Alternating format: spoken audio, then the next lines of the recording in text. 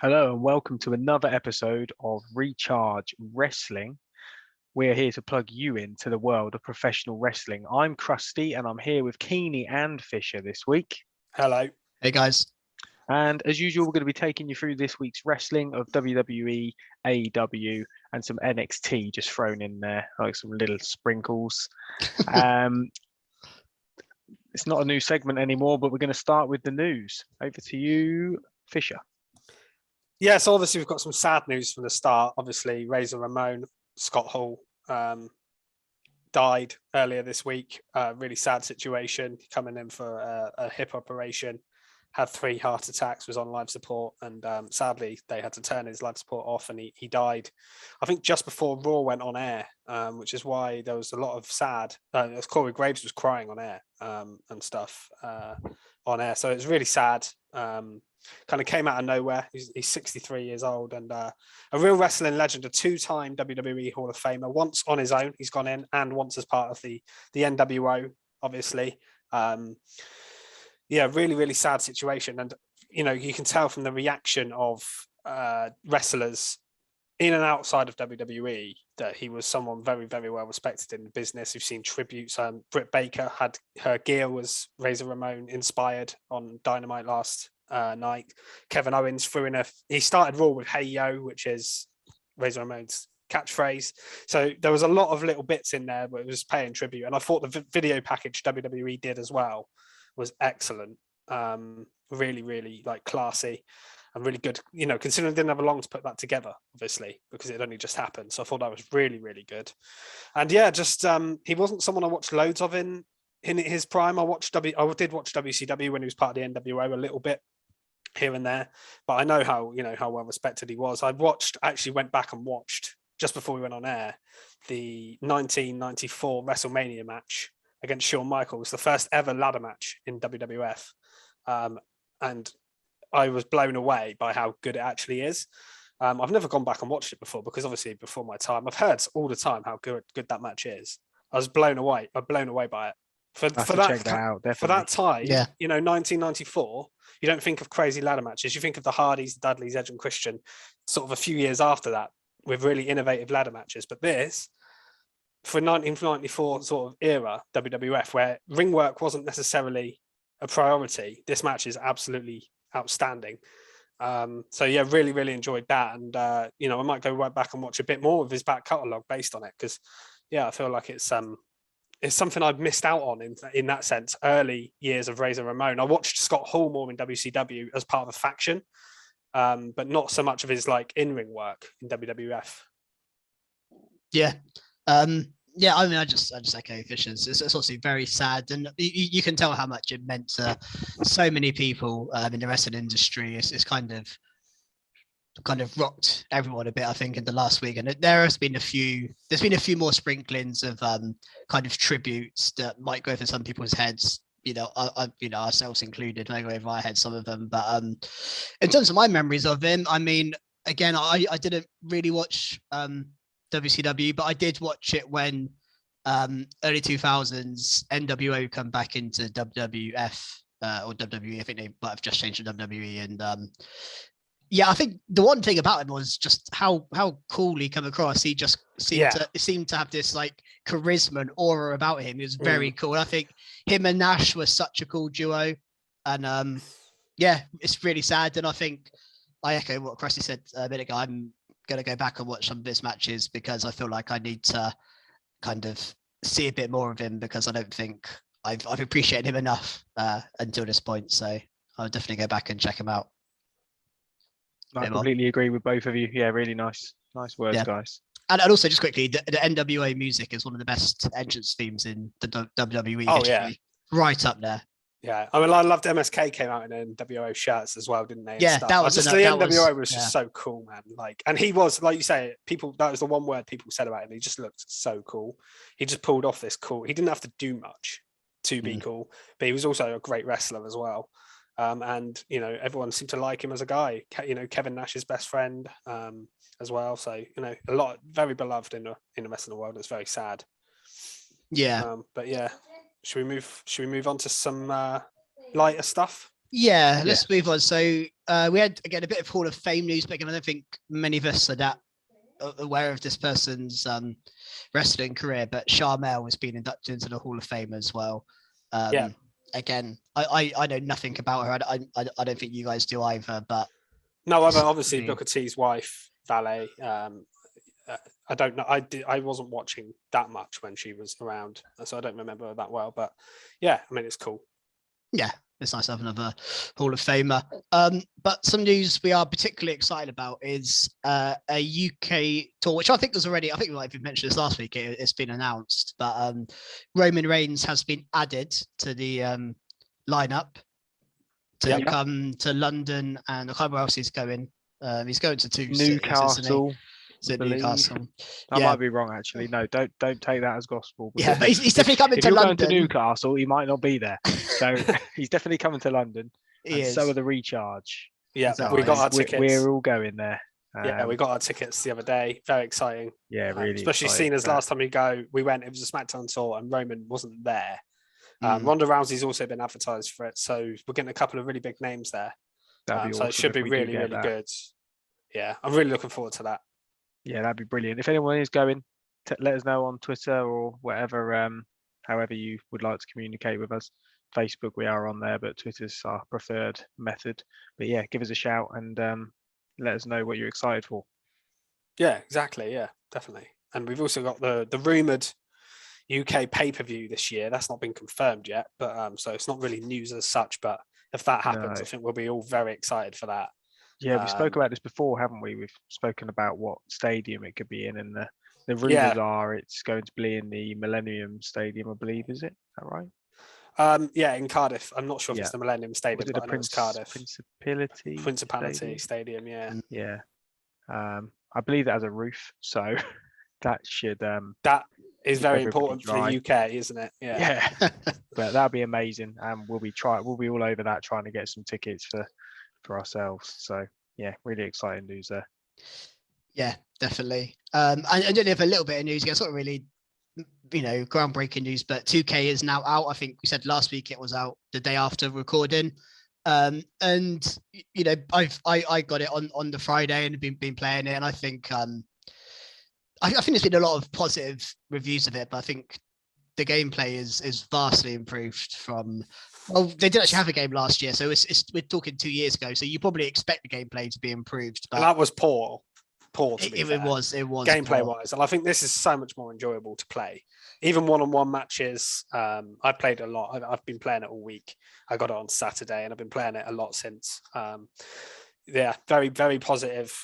Especially, I've been, universe mode. I've tried GM mode. Haven't got too into it yet, but I want to do more. The only thing I'm slightly disappointed about is the lack of online game modes. Because I thought there were going to be an online GM mode, but it looks like that's not the case. So, yeah, I haven't really played. I played one match online, just a random match, but I haven't really played online yet. That's my only disappointment, because we were talking about in the future doing some streaming, some videos on our channel, which would be really exciting. But we have to decide sort of what game modes and what we want to do, because GM mode was going to probably be our main idea.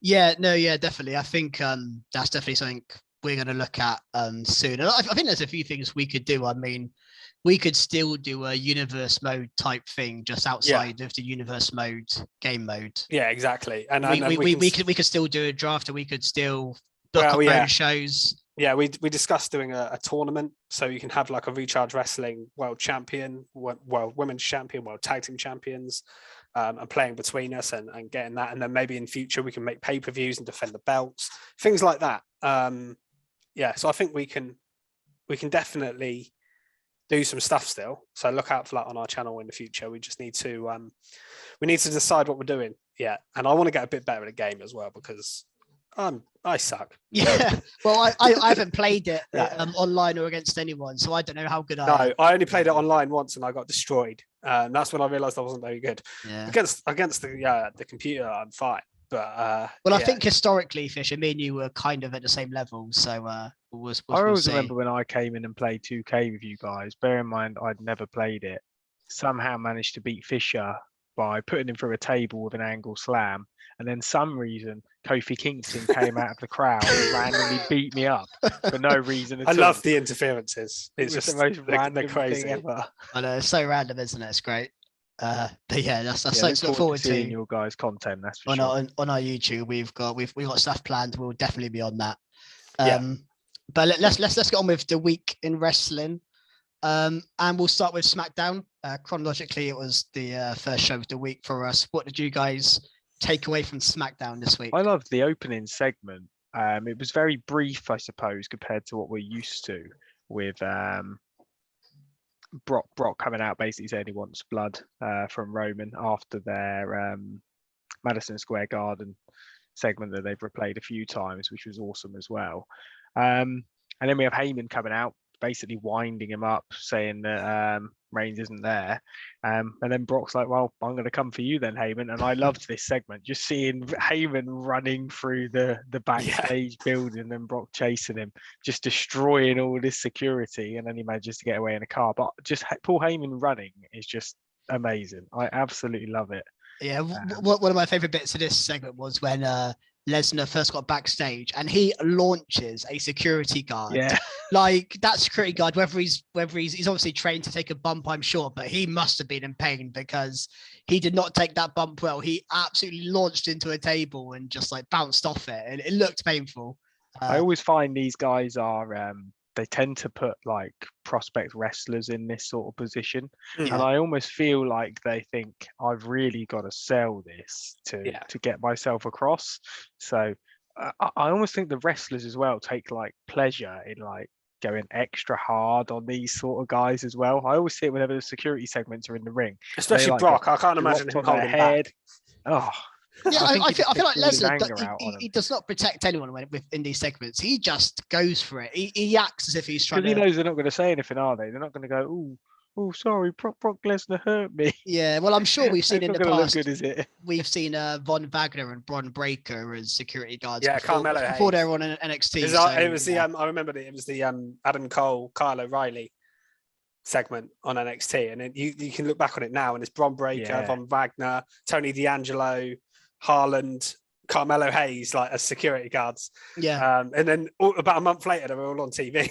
It was literally not long after. It's quite funny. It's funny when you look back at MJF and you see him get pushed out of the way by Samoa Joe. He's like a steward sort of security guard, isn't he? Yeah. Now look at him, eh? He's come a long way since then. Oh yeah. Yeah. This segment was good. I enjoyed it. It was short and sweet, and I mean, their feud's good. It's not as hot as it was, I think, a few months ago when it was more about what side Heyman's on. Now we know what side Heyman's on. It's not quite as exciting, but it's still Brock and Roman. And I think we'll heat up close. There's still a way to go to Mania, and they've had so many interactions, Brock and Reigns. You can't have them interact every week. You need to have these kind of weeks. I wish they'd have done the MSG segment on a SmackDown, to be honest. I think that we'd have been like, wow, what an angle.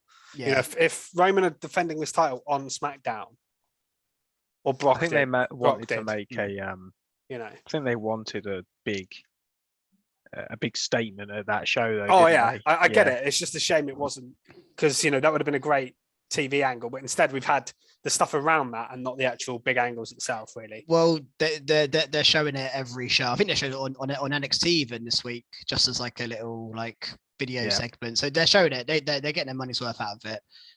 One thing to take away from this, and I don't think this is going to happen, but he obviously mentioned about blood. You don't think we're going to get blood v blood? Like, surely not at Mania. But he seemed quite adamant that he wants Roman's blood, and I was like, I don't think we'll get like a first blood match, but I can see them doing busted open. I can see them busting each other open. They don't do blood very often. Catch-up. Yeah, because they don't do it very often. So I think that when they do it, they might make it special and do it on the big match. It's a minor criticism I have of AEW when they do it a little bit too much. Every other match, isn't it? Yeah, there's a lot of it. I don't mind if they do it at Mania, like in the main event. That's fine. But maybe we will see that. Yeah. Yeah. I guess the other kind of big angle on the show was the angle that ended the show, and we had a brawl on a car between Ronda Rousey and Charlotte. This reminded me a lot of Ronda's last run with her brawl with Becky and Charlotte on a car.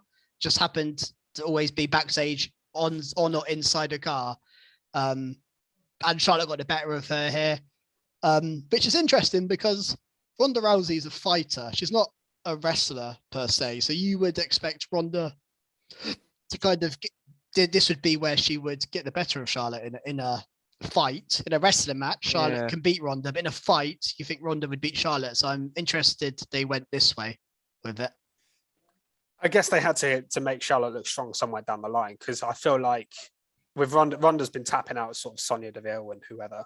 Well, she tapped out Charlotte last week. And tapped out Charlotte, exactly. So I feel like they needed to do something to keep Charlotte, make it look like Charlotte can beat Ronda Rousey. So I don't mind it from that sense, but I don't know about you guys. I'm just not feeling this feud that much. I would have preferred Ronda v Becky. I think there was more of a story there. I think Becky can carry a storyline better because I think she's just more likable and charismatic than both of these women, to be honest. I don't think it's bad. It's just not Mania main event level interest for me at the moment. I think without being too harsh on Charlotte, I think if this was Ronda and Sasha Banks, this might feel a bit bigger, or even Ronda Belair might feel a bit bigger. But I don't know, something about Ronda and Charlotte just isn't clicking, is it? For me, I think it's because there's not one.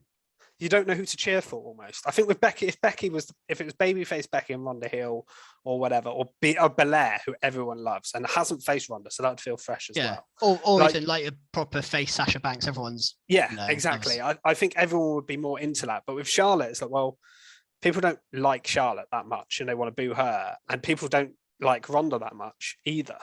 So it's a difficult one. It's not terrible, but it's not working for me at the moment. I need something to keep me interested. That angle they tried. I mean, you can't do. They went to town with it, but I don't know. It's just not clicking for me. Yeah, I hadn't really thought about it too much till you started mentioning it now, I guess. But I think when you compare it to the Raw feud of Belair versus Becky, I'm much more invested. Yeah. I'm hoping the match is going to be great and it's going to sort of win us around from a in-ring. I think it will be good in ring. I think it will deliver in ring. I'm not overly concerned about that, but a lot of WrestleMania is about the build. Sometimes the matches don't live up to the expectations. I almost think it's too big that they're struggling to build some of these matches because it is just too big an event now that they just haven't got the time to put into everything. But then this, they really should, and they are having Ronda on every week. So they are. I mean, the thing is, Brock's not there every week. Roman's not doing loads every week. So they need to do something with these two most weeks because that's the next biggest thing you've got on the show. So on SmackDown side, so you've got two huge matches on the SmackDown side there, as well as the other stuff that they've got going on in the mid card. So yeah, there's no reason for them not to put maximum effort in. Yeah. What else? We had a debut, didn't we? Yes, we did. That was Peter Dunne. Pete Dunne from Peaky Dunne. Initially NXT UK, then NXT has finally made it to the main roster.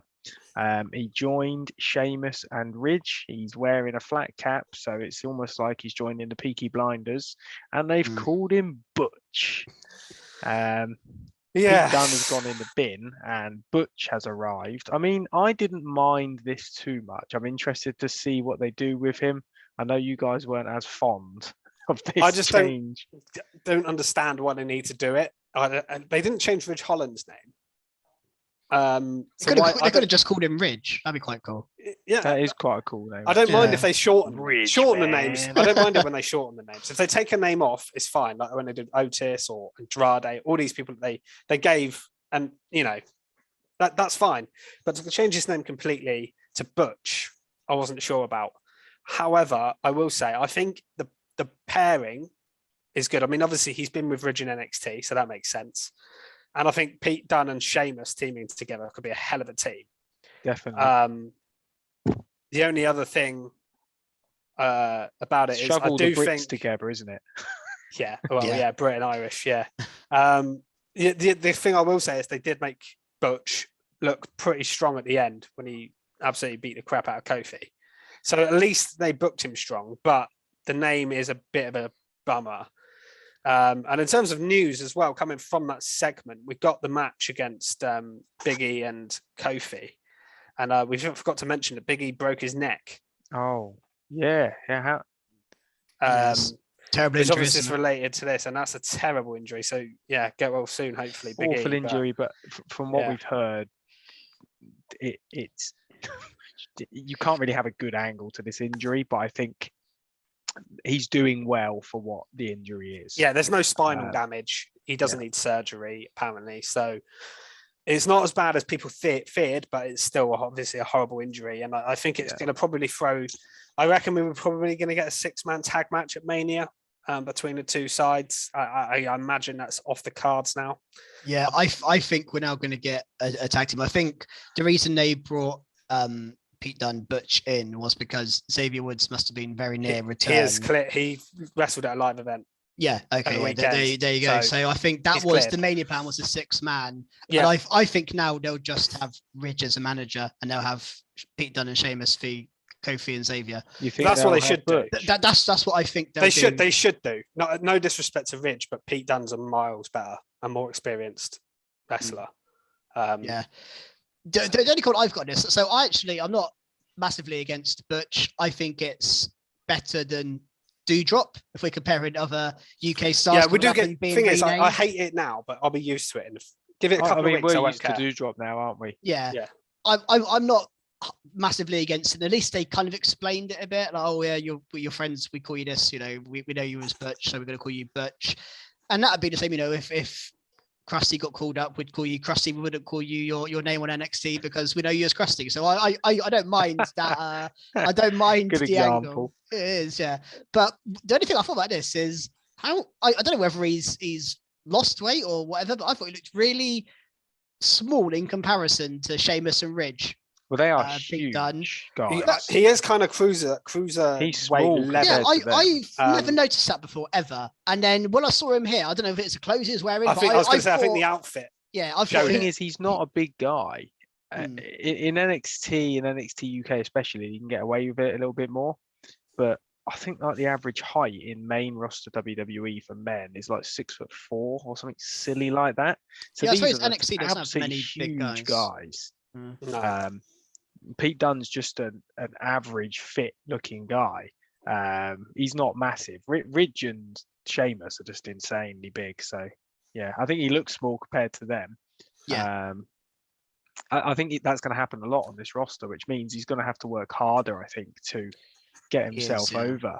Hopefully Vince sees something in him, because he's given him a dodgy name. If he's going, this guy can't get over, and then just cuts him, I'll be pissed off, because I'm a big Pete Dunne fan. That's my concern. But you know who will snap him up if they let him go, and people in the background will be saying, "Do not let Pete Dunne go," because AEW is going to have him in a flash, especially now with Regal over there.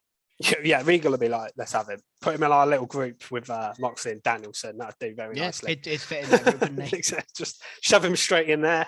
Perfect. So don't fuck it up, WWE. Please let him be.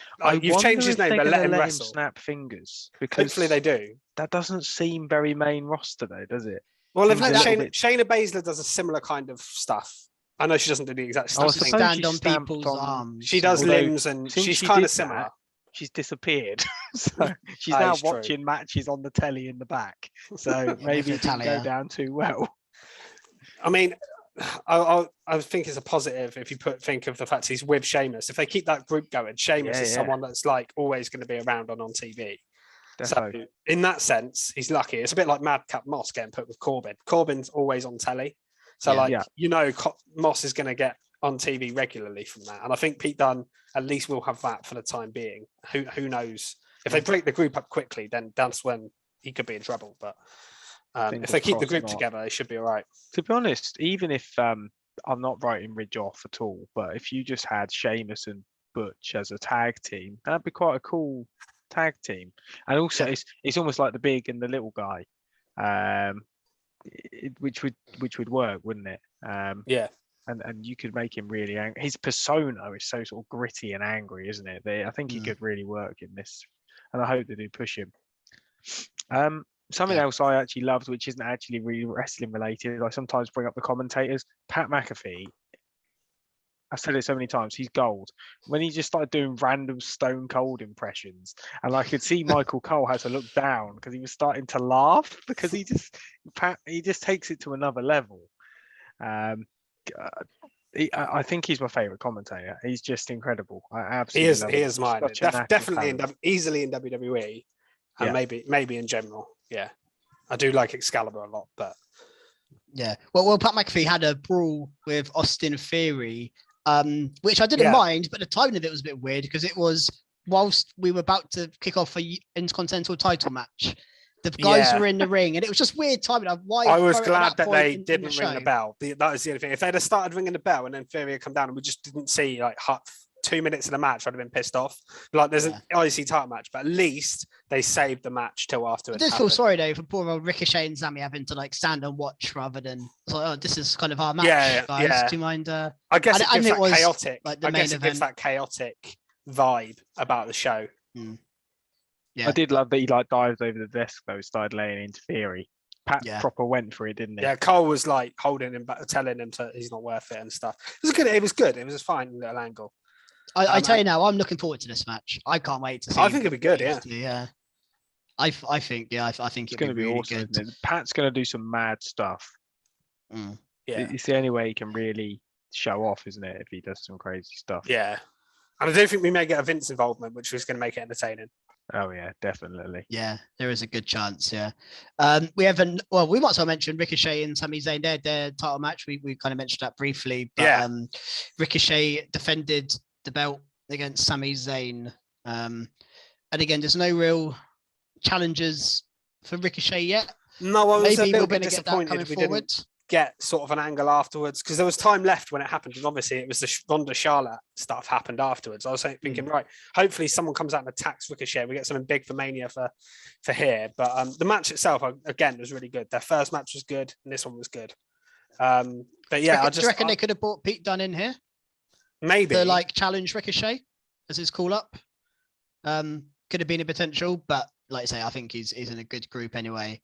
But yeah, I just think at the moment there's no real challenger for Ricochet at all, and I don't see. Quite a scary thing because they have an opportunity here to bring the Intercontinental title back into the limelight. And if they're just going to do exactly the same as they did with Shinsuke, where they just at least have a matches. Sit it on someone doing nothing. At least they're having matches for it. Yeah, but I feel like the matches it's going to fizzle out though, isn't it? The matches are more for Sami Zayn and Johnny Knoxville than they are Ricochet. He is not the focus here, and that scares me a bit. At least with Sami Zayn as champion, he was going to be again. He's like Sheamus, like whoever you can't remember you mentioned it, but he's going to be on TV a lot. Whereas Ricochet could easily not be on TV for 5-6 weeks, and I think that's not the case at the moment. But I hope you're right. I just don't know what they do for Mania. I've been suggesting they do a ladder match. They could even do. I mean, I've seen suggestions on Twitter. I mean, a Razor Ramon ladder match tribute. He did the first ladder match. They do Intercontinental ladder matches at WrestleMania before. Why not do some ladder match thing there and do it like as a tribute? I think that could be cool. I think that would work. He doesn't have to be a one-on-one. It could be like a 4-man, or you can do it. The thing about ladder matches is you can throw random people in. You don't need too much of a story, and you can have a great match. I think you're going to struggle to find 4 wrestlers on the SmackDown roster who aren't currently in Mania plans. That is true. Because we also saw the show Rick Boogs and Shinsuke get their match for Mania against the Usos. Now this, it's not quite as good, Mark, but poor old Jey Uso. He was main event Jey Uso, and he's now being pinned in 2 minutes by Rick Boogs in the middle of a show to set up a tag match at Mania, which kind of doesn't mean anything. So, God, he's how the mighty fall. And I think almost the worst thing that happened for him was Jim Uso came back, because that pushed him back into the tag team division rather than his singles push. At one point, they were really using the Usos really well. It's almost gone a bit flat, hasn't it?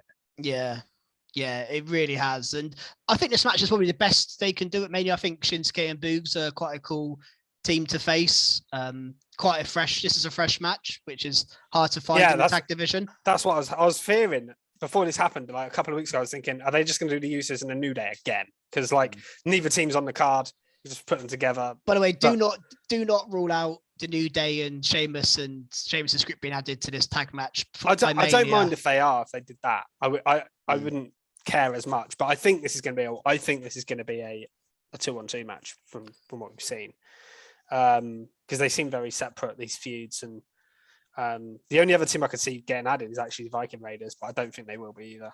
No, they've beaten them now quite comprehensively. Yeah, they're the only other team, but I think it's a good choice in Match Mania. Like I say, Nakamura adding to his sort of collection of championships, possibly if he wins it, is a story. Rick Boogs has never really had that kind of level of push. I think they're going to get a big pop at Mania. People love Boogs' entrance, Nakamura's entrance.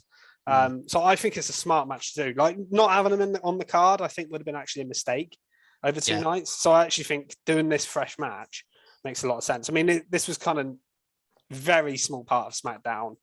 Kind of not a lot to it, really, was there? No. Well, we know from last time we went to WWE Live, Boogs and Nakamura's entrance was one of the biggest pops of the night. And you hear it every time he comes out. Crowd were going mad, weren't they? I remember there's a lot of people in the crowd really into it. Boogs. I don't mind Boogs. I'm quite looking forward to this match, to be honest. I just wish they'd use the Usos a little bit more. I've been critical of that for months in terms of them always losing and getting pinned. I remember I've been banging on about that for Seem ages. to be like they lose, and then when it comes to matter, they win. Yeah, because I predicted them to actually drop the titles to the New Day because they kept losing.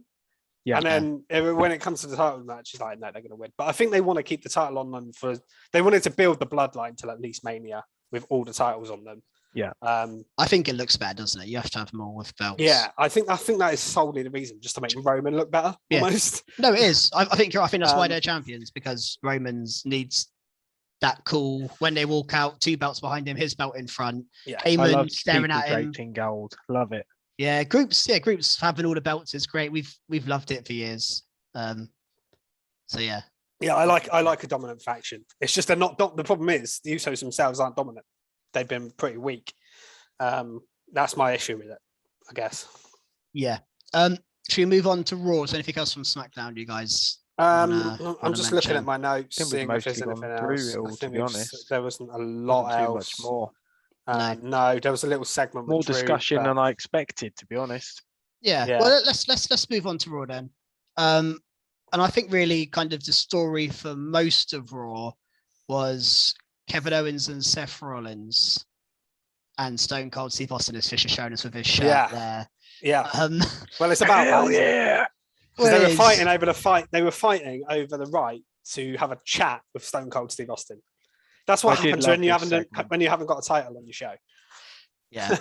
I love this. Having said that, I did enjoy it. So my favourite bit was the name that Seth gave to his talk show if he won. Freaking Speaking with Seth freaking Rollins. I absolutely love that. These two are absolute gold in the ring, aren't they? Absolute gold. In the ring, on mic and wrestling. They're just incredible. Absolutely loved it. Yeah, really good. But realistically, did anyone have any doubt that Kevin Owens was going to win that main event? Because no, it makes no sense for Seth to take that segment. That is the only problem with this main event. It was obvious that KO was going to win. Yeah, I thought there was going to be some sort of interference. Yes. Well, I thought there was going to be an angle afterwards, and they didn't do that. Well, I didn't catch this myself, so I'm not going to take any credit for this. But I have heard this since the fact that Corey Graves ended the show by saying I heard it. Seth Rollins' hopes of Mania have been dashed, or his WrestleMania dreams have been dashed. Yeah, it's a WrestleMania nightmare, which is the American nightmare. And on dashing Cody. I didn't catch any of this. Yeah, nor did I. I thought this Raw, I don't know what you guys thought, but I thought it was very flat. There wasn't much to it. And I was like, this is building to something big here. And I've spoken to a few people without putting my opinion across first. And they've said what I have thought, that we all thought something was going to happen at the end, more than what happened. Whether we're going to get Cody Rhodes enter, whether Stone Cold's going to come out, or even the video package. And we just got nothing. KO won clean, no interference at all. No. Just felt a bit weird. Yeah, they're really dragging out this Cody stuff, but like I think there's been some doubts. I've doubted whether it's actually going to happen, but they're just dropping too many hints. And what is Seth going to do if it doesn't happen? Like, he literally has nothing else on Mania, and that's arguably your biggest star on Raw right now. Like, no, there's no Lashley and Lesnar aren't there, because Lesnar's on SmackDown with Reigns, and Lashley's injured. They're the only two, and those two. And also the fact that obviously RK Bro, there's a couple of others, but you sent us a video to watch from Jimmy Fallon. I think Jimmy Fallon. Yeah. And the fact he's on a show like that, he is not missing WrestleMania. No. It's obvious. I mean, the fact that they're putting this much time into it. Imagine if he actually did miss WrestleMania. I can't think of anyone who's not been on TV for a while, but imagine if they just did like weeks and weeks of TV time dedicated to some random who's never going to be in at Mania. It'd be a bit odd, wouldn't it? Yeah. But the fact he's been on there, they're really building this big. The only thing is, I know Cody is massive, and this might be quite a controversial thing to say. I love Cody Rhodes because of AEW. I don't mind his WWE stuff, but he wasn't huge to me. If you're not an AEW fan who's watched it with Cody Rhodes, are you going to be that bothered when he comes out to face Seth Rollins at WrestleMania? No. Considering how big WWE's fan base is in comparison. I think they might save it for Mania for that reason, because I think at Mania is full of hardcore fans who travel from all over the world that will pop for Cody. That's what I think. They could have done it on this show because it was in Jacksonville. Yeah. And I think the crowd were chanting. I saw Cody chants big time. Yeah, I saw a sign as well saying all roads lead to WrestleMania. So there was definite expectation he was going to be there. Yeah, you could have done it here. If you're not going to do it here, maybe do it. Just do it. It has to be on Mania. Yeah, I think if he comes out on Raw next Monday, he won't get half the reaction. No, you're going to get all those real heavy fans who, even if they don't like him, they know who he is. I just think a lot of the people watching at home are going to go, who? no, you're right. There'll be a lot of people. Like, I'm trying to think of examples. Drew McIntyre, he went away from WWE, did really well in Impact, world champion, really made himself a big name. They didn't bring him in to the top straight away. They brought him into NXT at first, and he was at NXT for a bit. Then he got called up, and he was probably about the same level Cody was when Cody got released. So I think that the major difference, though, I think, is that this is an opportunity where an AEW executive basically has left. Yeah. If he was just a normal wrestler from AEW, a mid-card wrestler who was in WWE before, say Miro. No, I mean Miro's is good in AEW, right? If he come back, I don't think they'd be doing this as much. I don't think Vince would care as much. He'd be like, oh, it's Rusev. Cool. We'll have him back. But this feels different because I think his stock has risen so much since he left WWE, like Drew McIntyre's did, to be fair, that I think they see. I'm hoping that they think it's a big enough deal to. Something I keep forgetting as well. We don't see it as much because we're in the UK, but he actually has been on multiple big American TV shows. Does he still have his like reality show, his like Ms. and Mrs. equivalent? It's Roads to the Top. It's not been commissioned for another series as far as I know yet, but no. Okay. He's. Well, actually, wasn't that was on the same network as that's on TNT, wasn't it, or something? That was on the same network as. I feel like it's got to be. If it's it was not something Cody, called the Big Show or something like that. He did, which the I Go think Big was a Show, little bit large. The Go Big Show. That's it. Yeah. Yeah. The other, because you're looking at it. So what I think is Seth's gonna not have a match at Mania. He's gonna angrily storm down to the ring. He's gonna be like, look, anyone come out. Yeah. And then it'll probably be Cody, or if not, Veer. Veer will finally come.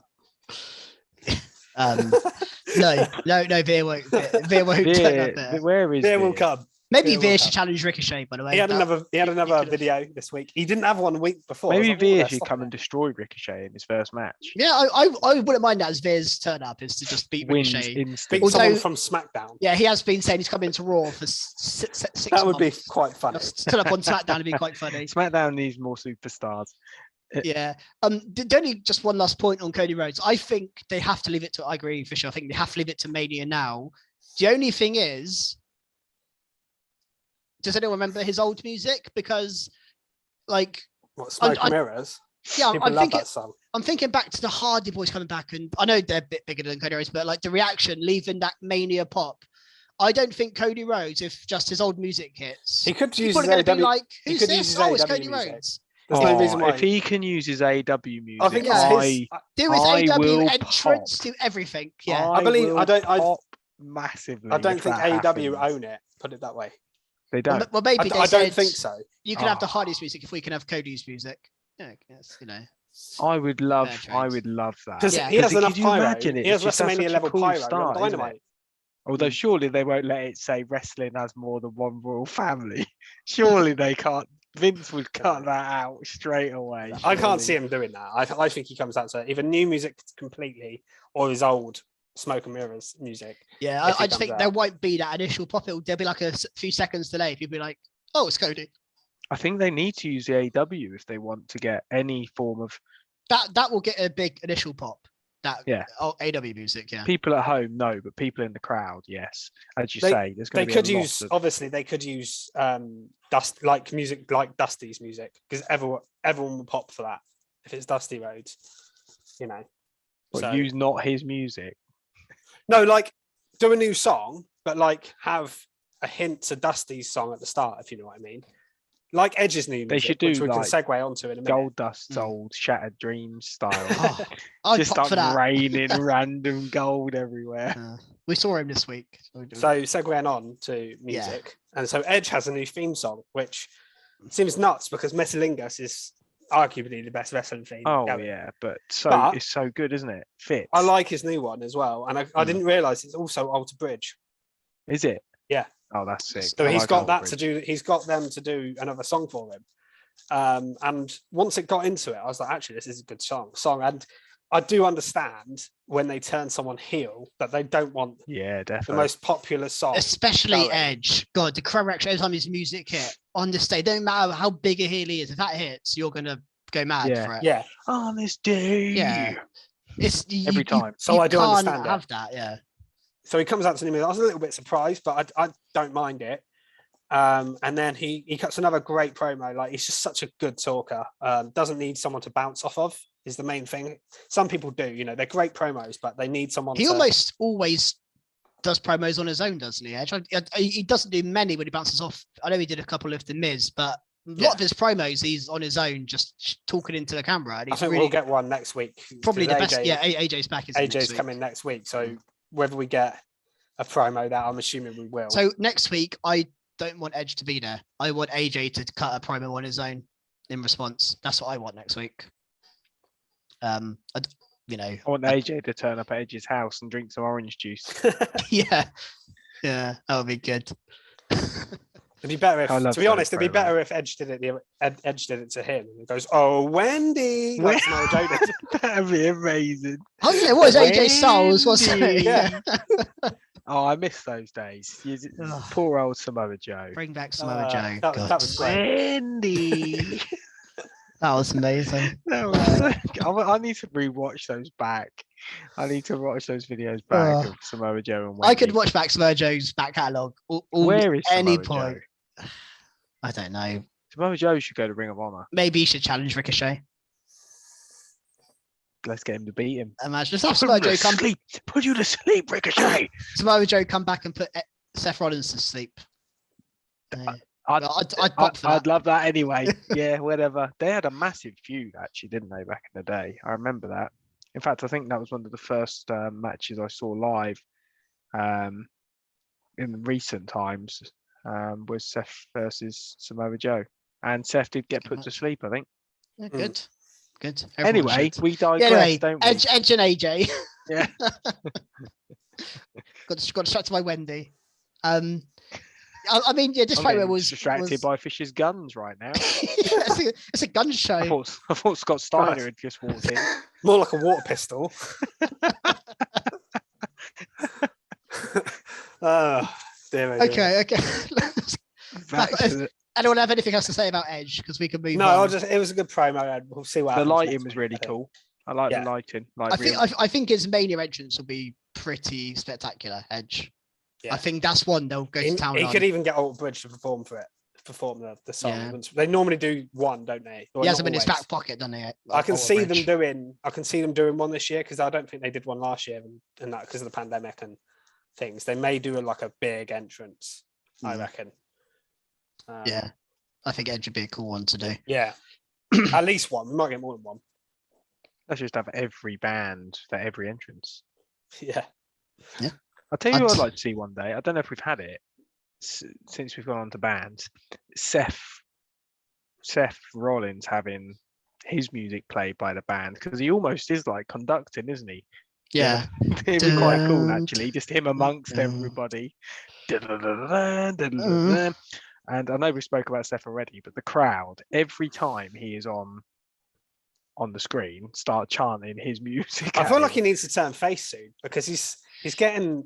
I don't even know what Seth is. He's just popular, isn't he? Yeah. He's just popular in doing what he does. I almost think if he goes face, he's going to be too. He's going to get to that stage again where he's like too face, and people start to boo him for it. Maybe. I just want him to stay as he is. He's just great. Yeah. So let's move on to the tag. Should we move on to the tag title stuff? Because Yeah. I think we were all disappointed. RK Bro won the title, and I think we all said, I hope Alpha Academy don't get forgotten about. And luckily, it looks like they're not, and they're going to be involved here because we had the celebration from Orton and Riddle, which was fun in itself. I thought they did some good little bits here, as they always do. And then the Street Profits come out, challenge them for the match at Mania. At first, Randy's like, no. And then Riddles makes a very good point of, well, we have to face somebody. So and they did pin us the other week. And they did pin us. So we should probably, agree to it. And Randy sort of reluctantly agrees. But then Montez Ford says this party's ass or something. He said, like randomly, like. I quite enjoyed the Street Profits here acting a bit more heelish than we've ever seen. They had a bit more attitude to them, and I quite like that. I liked it, and I thought maybe we're going to get heel Street Profits. We've seen a few hints of that, haven't we, over the time? Yeah, I think they might be heading that way. Maybe they win at Mania through heel tactics and become heel after. Yeah, Mania. it wouldn't surprise me. But yeah, they're not turning heel yet because. So they have the match. Ford and Riddle, wasn't it? That's the match. Yeah, it's a shame they get to see this match like play out fully because those two in the ring together, I think, would be really cool. It was good action whilst it lasted, but then we got the Alpha Academy come down and just flatten everyone basically. Otis taking them out, Gable, shoosh. Oh, thank you. But yes, I'm glad we're getting them still in the titles because I would have been gutted if Gable didn't get his Mania match. I think we haven't had enough Gable yet. They we 100% need at least another deserve... quarter of Gable, please. I think we could have had another 3 months of Alpha Academy as champs. We'd have all loved it. Yeah, I would not mind. Unfortunately, they've suffered to the Mania popularity contest, haven't they? Which is a shame. Yeah, well, you could have still had this match with them as champs. You didn't need them to lose the belts to have this triple threat match. You could have found a way here. No, that is true. But I think that the crowd are so into they are looking to turn. I still think it's too soon, but unless you're looking to turn Riddle on Orton at Mania, and you really want the fall to be hard. I think someone is turning in this match, by the way. I'm calling that now. Someone in this match, Street Profits or Riddle, one of them are turning heel in this match. It would set up a SummerSlam match. It's my prediction. Wouldn't it? Yeah. And that'd be a big match as well. Big. Yeah. And do you know what is good about there being no men's champion? Well, no, obviously that we've got in the US, but the tag division has been really elevated on Raw. It's like been so long since the tag division has got this much time and this much. We just spent a bit of time complaining about the Usos and how they've been booked and the tag division on SmackDown, whereas Raw, I think, has been superb. I don't think it's necessarily the lack of titles. I think even when the title was there, it was booked well. I actually think it's the lack of mid card because they've released a lot of singles like Karrion Kross, Keith Lee, all these people.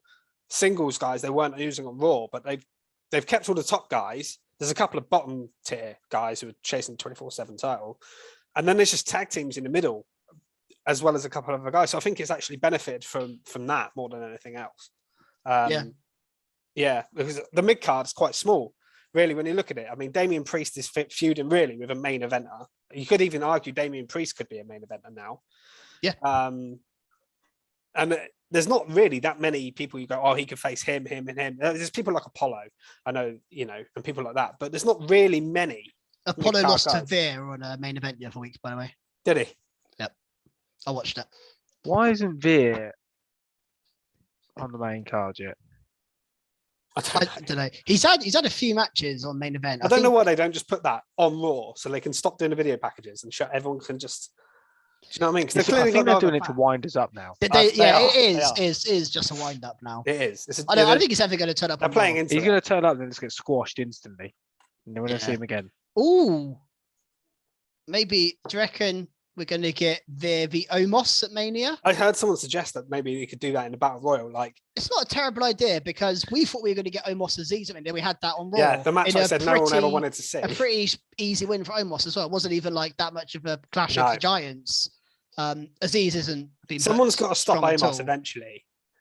Why not Veer? Why not? That would at least give Veer him is a good big start guy as well. That could be quite cool to see them two. Yeah, clash. I'd want Veer to win that. And I think he should be a face because I think people actually want to see him. He is, by the way. If you watch him on main event, I guess when he said he beat Apollo, he gets a big reaction from the crowds. Like I think it's part of it's maybe sarcastic. Yeah, it's ironic, but but we would pop for Veer massively. I would when he comes out of Raw. I will pop.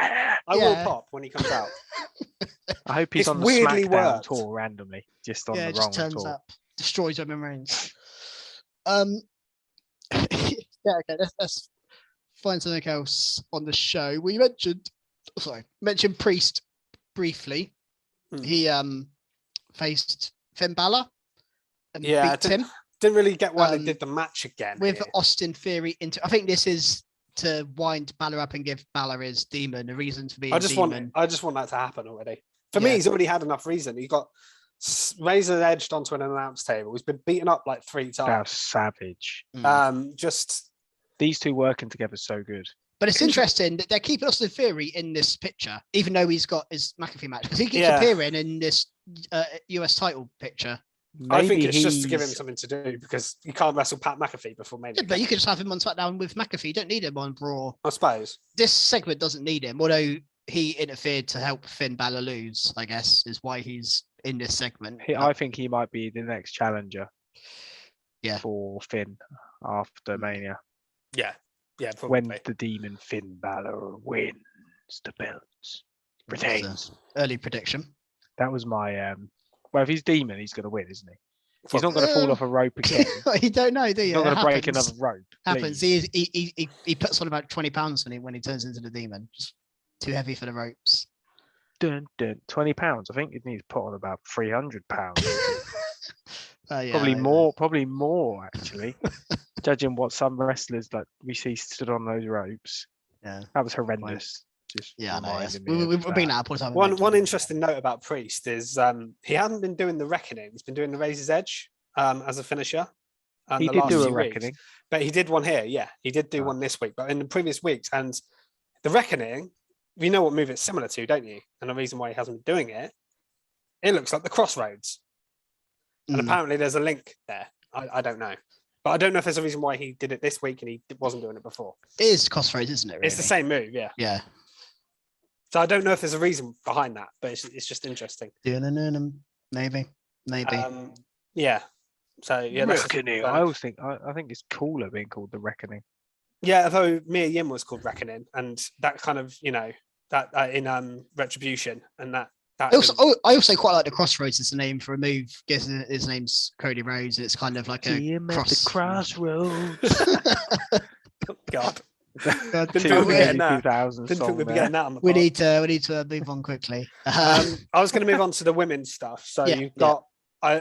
Do we think there's a new women's faction emerging? I think that we might be seeing that for Mania, possibly.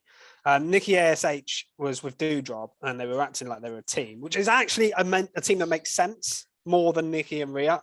Yeah, when I saw that, I thought they've been added to Mania. Doesn't mean I want to see it on my Nikki screen, was also saying I think it's a good use of both of them. actually. I think that's okay. Nikki ASH and Doudrop. They were kind of Not cheering Nikki Becky on, ASH. and they teamed with Becky before. And again, it's the British. They're putting all the British and Irish people together, Keely. They did it on the SmackDown. They are. They love it, don't they? Now, I can see them having Nikki and Doudrop as kind of Becky's backup people. I can see it happening. And Nikki did say she is recruiting for her League of Almost Superheroes. So that makes me think that they're going to add some people to a group.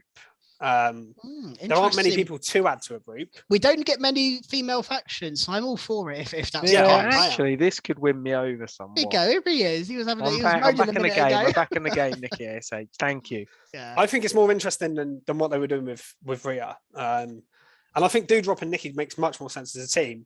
Also, think if they'd have done Rhea Nikki and Liv makes yeah, more I sense. was going to say if they did Nikki and Doudrop and Rhea and Liv in the first place, I don't think I'd have complained. It's the fact Yeah. that they're swapping all these women around for no reason. But those two teams actually make so much more sense in the first place. Yeah. So I think we may actually get there in the end. Either that or Doudrop or Nikki will be added to the tag team. That's what I thought watching this. I didn't actually think about a faction, so you've made me think. Well, the only reason I think it is because obviously Becky attacked Belair because Belair faced Doudrop here, and Becky come out and attacked. Belair always faces Doudrop, doesn't she? Yeah. They love that KOD spot so much on Doudrop. Yeah, they They're show like, it every week. Yeah. Let's do that a Crowd do, though. thousand They times. absolutely love it, don't they? Yeah. It is a great spot, actually. It is a great Honest. spot, to be fair. I mean, Corey Graves said it doesn't matter how many times she's here, it's great. And to be fair, No, I do agree with he it. has got a point, yeah. But yeah, so Becky come out here and they said before when they were saying, oh, look, we'll be rooting for Becky. So I've just got this feeling that they're going to form some sort of faction with Becky fronting it, which I don't mind that. I think that could be a good use of them. Yeah, it's funny, actually. All the time Becky's been heel, they've never put people behind her, which is... They do that a lot with heel people. You think back to Seth when he was like heel with Theory look at and Roman Reigns. Buddy Murphy, Roman. They do it a lot The Hurt with Business. heel people. Yeah, Hurt Business. They don't And do I'm it with women, do they? surprised they've never done it with Becky. But I guess they just don't do women factions. Maybe that's the why. No, apart from Toxic Attraction on NXT. Well, we've seen the Riot Squad and Oh yeah, but Absolution. they were back never in the booked day. strongly though, were they? No, Absolution were for a little bit. Yeah, I suppose. Yeah, okay. Let's move on. There was one other women's thing on the show that Yeah. was other end. I liked the stuff there. I didn't like the stuff with the women's tag titles as usual. The story of Carmella and Zelina is just it's not very good. Well, I hate them teasing this split before Mania. Why? Well, do you know what's stupid here is they are clearly the weakest team in this match, this women's match at Mania, and they're making them look even weaker. It just I think if you're doing a poll on who's going to win the tag belts at Mania, they would probably get less than 5% of the votes already. And now you're making them not get on and kind of split. And Carmella's got a head turned to Corey. So if you're going to do that, at least do that with a strong team and bit of unrest. But to do it with the weakest team in the match just doesn't make sense to me. No, I just think it's a bit rubbish. And I think this week as well, Rhea chased her off and then she jumped into Corey's lap and it. Yeah, I'm not enjoying this. I nearly skid marked it, but there was something on NXT that annoyed me a little bit more. So I was going to go with that. It's also a love angle. So I don't know. I've not liked Carmella in a long time, unfortunately. Ever since she's brought this most beautiful woman gimmick, I have not liked it one bit. The whole thing's been awful. The reality is she is now they've got this Corey and Carmella show. That is the reason to have Carmella on the TV is to promote that show realistically. Yeah. It's a shame because she's a great wrestler. Yeah, and when she's a serious wrestler and they put her booker properly, she's 2-time women's champ. She won Money in the Bank. She's had really good runs. I think Zelina's impressed in singles matches quite often. Yeah, I really like Zelina as well. I think they've ruined her by putting her. They should have made them look strong in the build-up, not weak. One of the worst things they did with Zelina was give her the Queen gimmick because now she speaks English and is just acting silly. I think it was cool that she won the tournament, but to then move on to this gimmick. I know they do it all the time, but it just doesn't stop being stupid. It's still ridiculous that she now has an English accent and waves at the crowd and thinks she's. It's a shame because she's really good in ring, and we've seen some matches that really impressed. I think she had a match versus Doudrop. Yeah, that was the King of the Ring, the Queen's Crown final. Yeah, it was brilliant really match. good. And since then, I'm just not keen at all. She's just sort of second fiddle to Carmella, following around and, as you say, promoting the TV show for her almost, which is a real shame. Yeah, I think that's the reason they're doing this Carmella run into Corey stuff, because that will promote the TV show. I think that's why they're doing that, because I think they quite often put an advert on for the show after the Carmella match, because they just But anything else from Raw? Just one quick thing, and it can segue onto NXT. To be fair, The Miz was you had, was it the Hurt Business and the Mysterios again? Wasn't it? Yeah. Obviously, the Hurt Business beat them last week, but the Miz and Logan Paul come out, and there was some shenanigans there with the Mysterios, so it's building that match more. This match will be okay. I'm not interested in Logan Paul particularly, but the Miz does his job so well that he can get me into these matches. But they nearly got 619 here, but they pulled Logan on Logan Paul, but Miz just pulled him out at the last second. Well, I mean, Miz was saying on commentary about how great Logan Paul has been training and stuff, and then Logan Paul looked terrible when he was in the ring with Mysterios, I thought. So it's quite funny that he bigged him up, and I think maybe it's actually better to not have Logan Paul. Just keep it like Bad Bunny, keep it a surprise until Mania, and then let him wow us at Mania. Do that rather than have him not look great in these segments. And speaking of both the Miz and the Mysterios, they all piled in. They were all on NXT. Dolph Ziggler. I never thought we'd see a Miz TV on NXT. Felt so main roster, but they are throwing all the main stars at NXT. Anything to improve the numbers. Just watch us, please. We'll throw Miz TV. We'll throw Mysterios down there. We'll throw anyone. Improved, or not?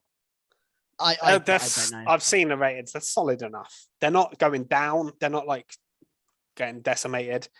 I think they're roughly like 600,000 or something. They were like, it's been like that for ages. This is definitely the most they've ever pushed main stars down. It's because it's coming up to stand delivery, isn't it? Well, they do one or two. We've seen Balor. We've seen a couple in the past. We've seen Breezango, but they've moved.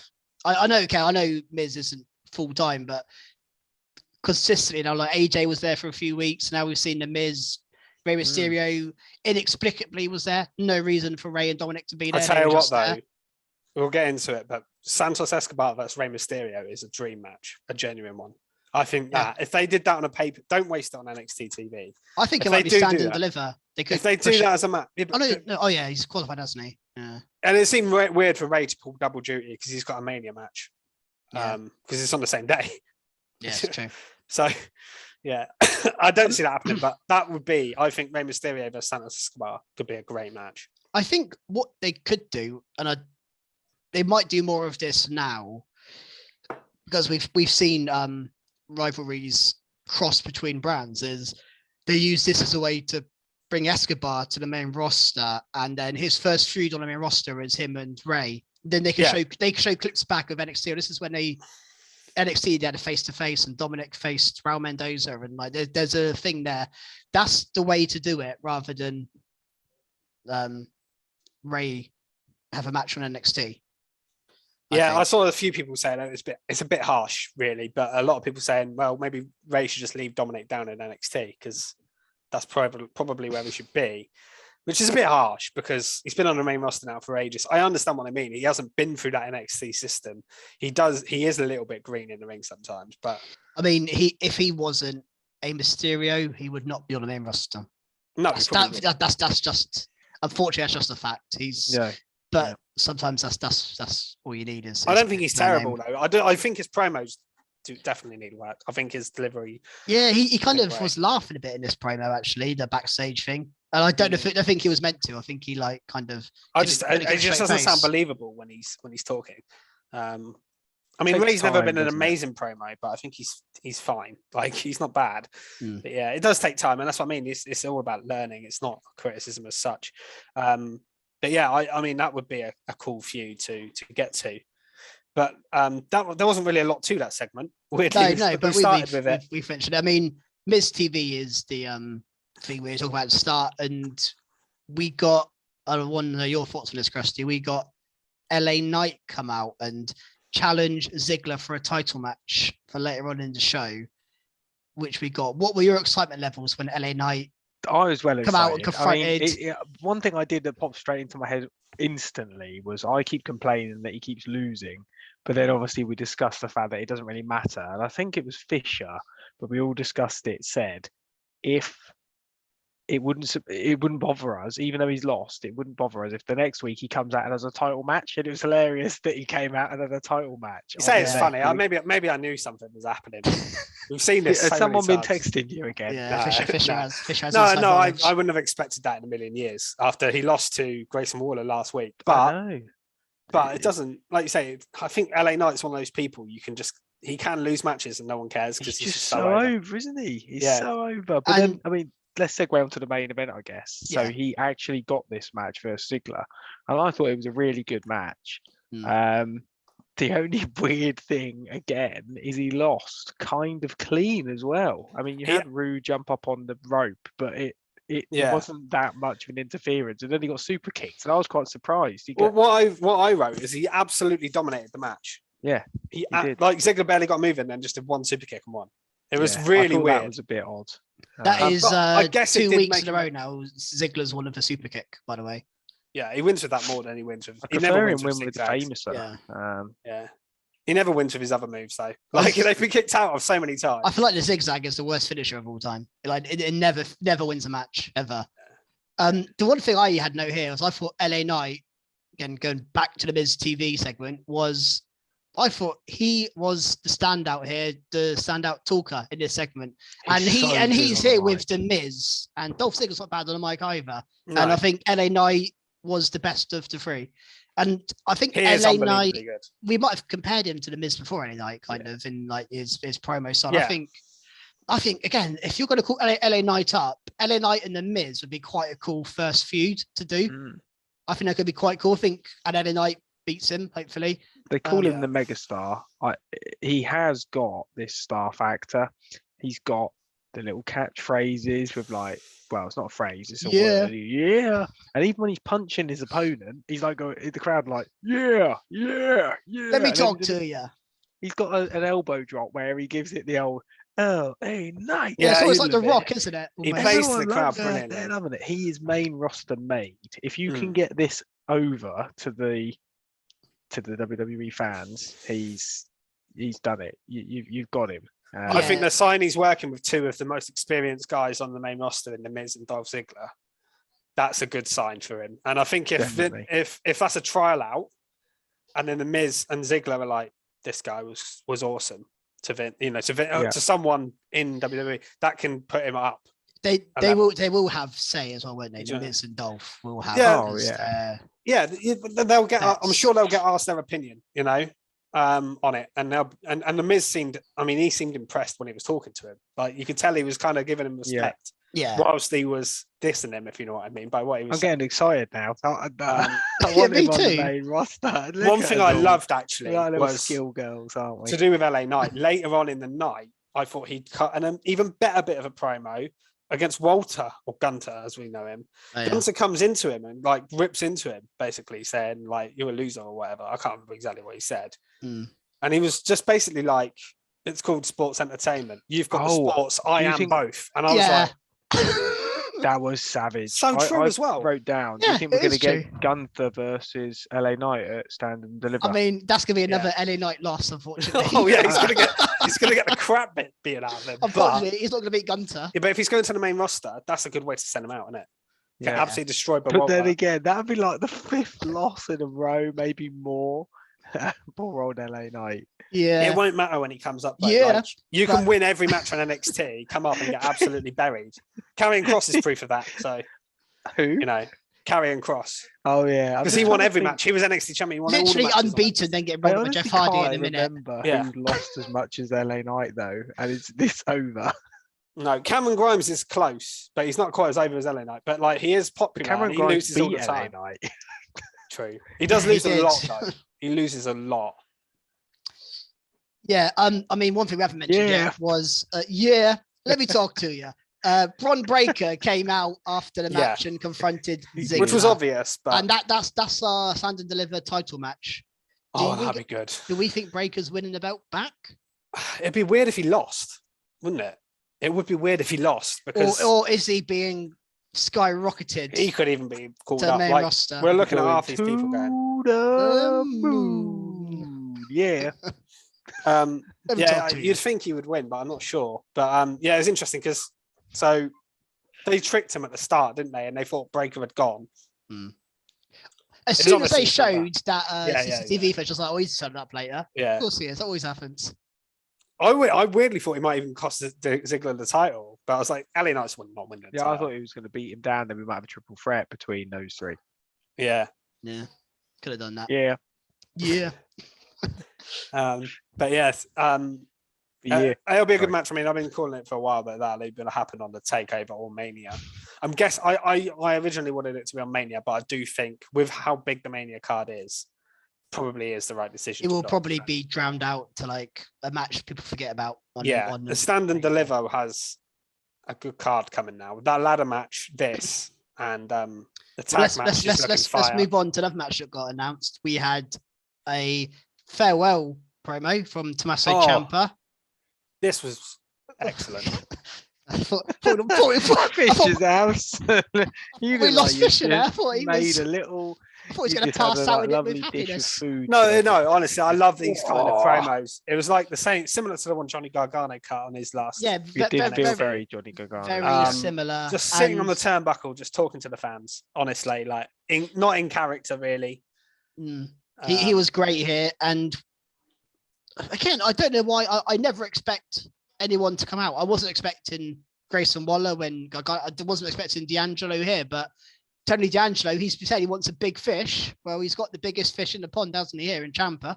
Yeah, and Stand he kicks, and they deliver. shake hands, and then he kicks him in the balls. And I think I'm really looking forward to this match. I think it could be a massive moment for Tony D. I mean, do we think Ciampa's putting over D'Angelo before moving up? yeah, sure. Yeah, You think he's gonna lose to huge D'Angelo? win. Huge I win do, for yeah. D'Angelo. I mean, it's an early prediction, but yeah, Even That after is a- D'Angelo lost to Dunne. Yeah. And then Dunne went up. Dunne, did he lose to Dunne in the last match? Yeah. Or did he beat him? Did he? Yeah, I was Yeah, really surprised. yeah. Dunne beat him. It was a bit of a shock. Yeah. I can't remember because they're 2 or 3, didn't they? I know yeah, he beat him once. I think he beat him once. Yeah, he but- did beat him once. I and think Dunne if he's going to him a beat couple Ciampa, times. he's going to use that crowbar. I don't know. Maybe, like it's too early to say. Like we've got weeks to build up, but They should do a sleeping with the fishes match.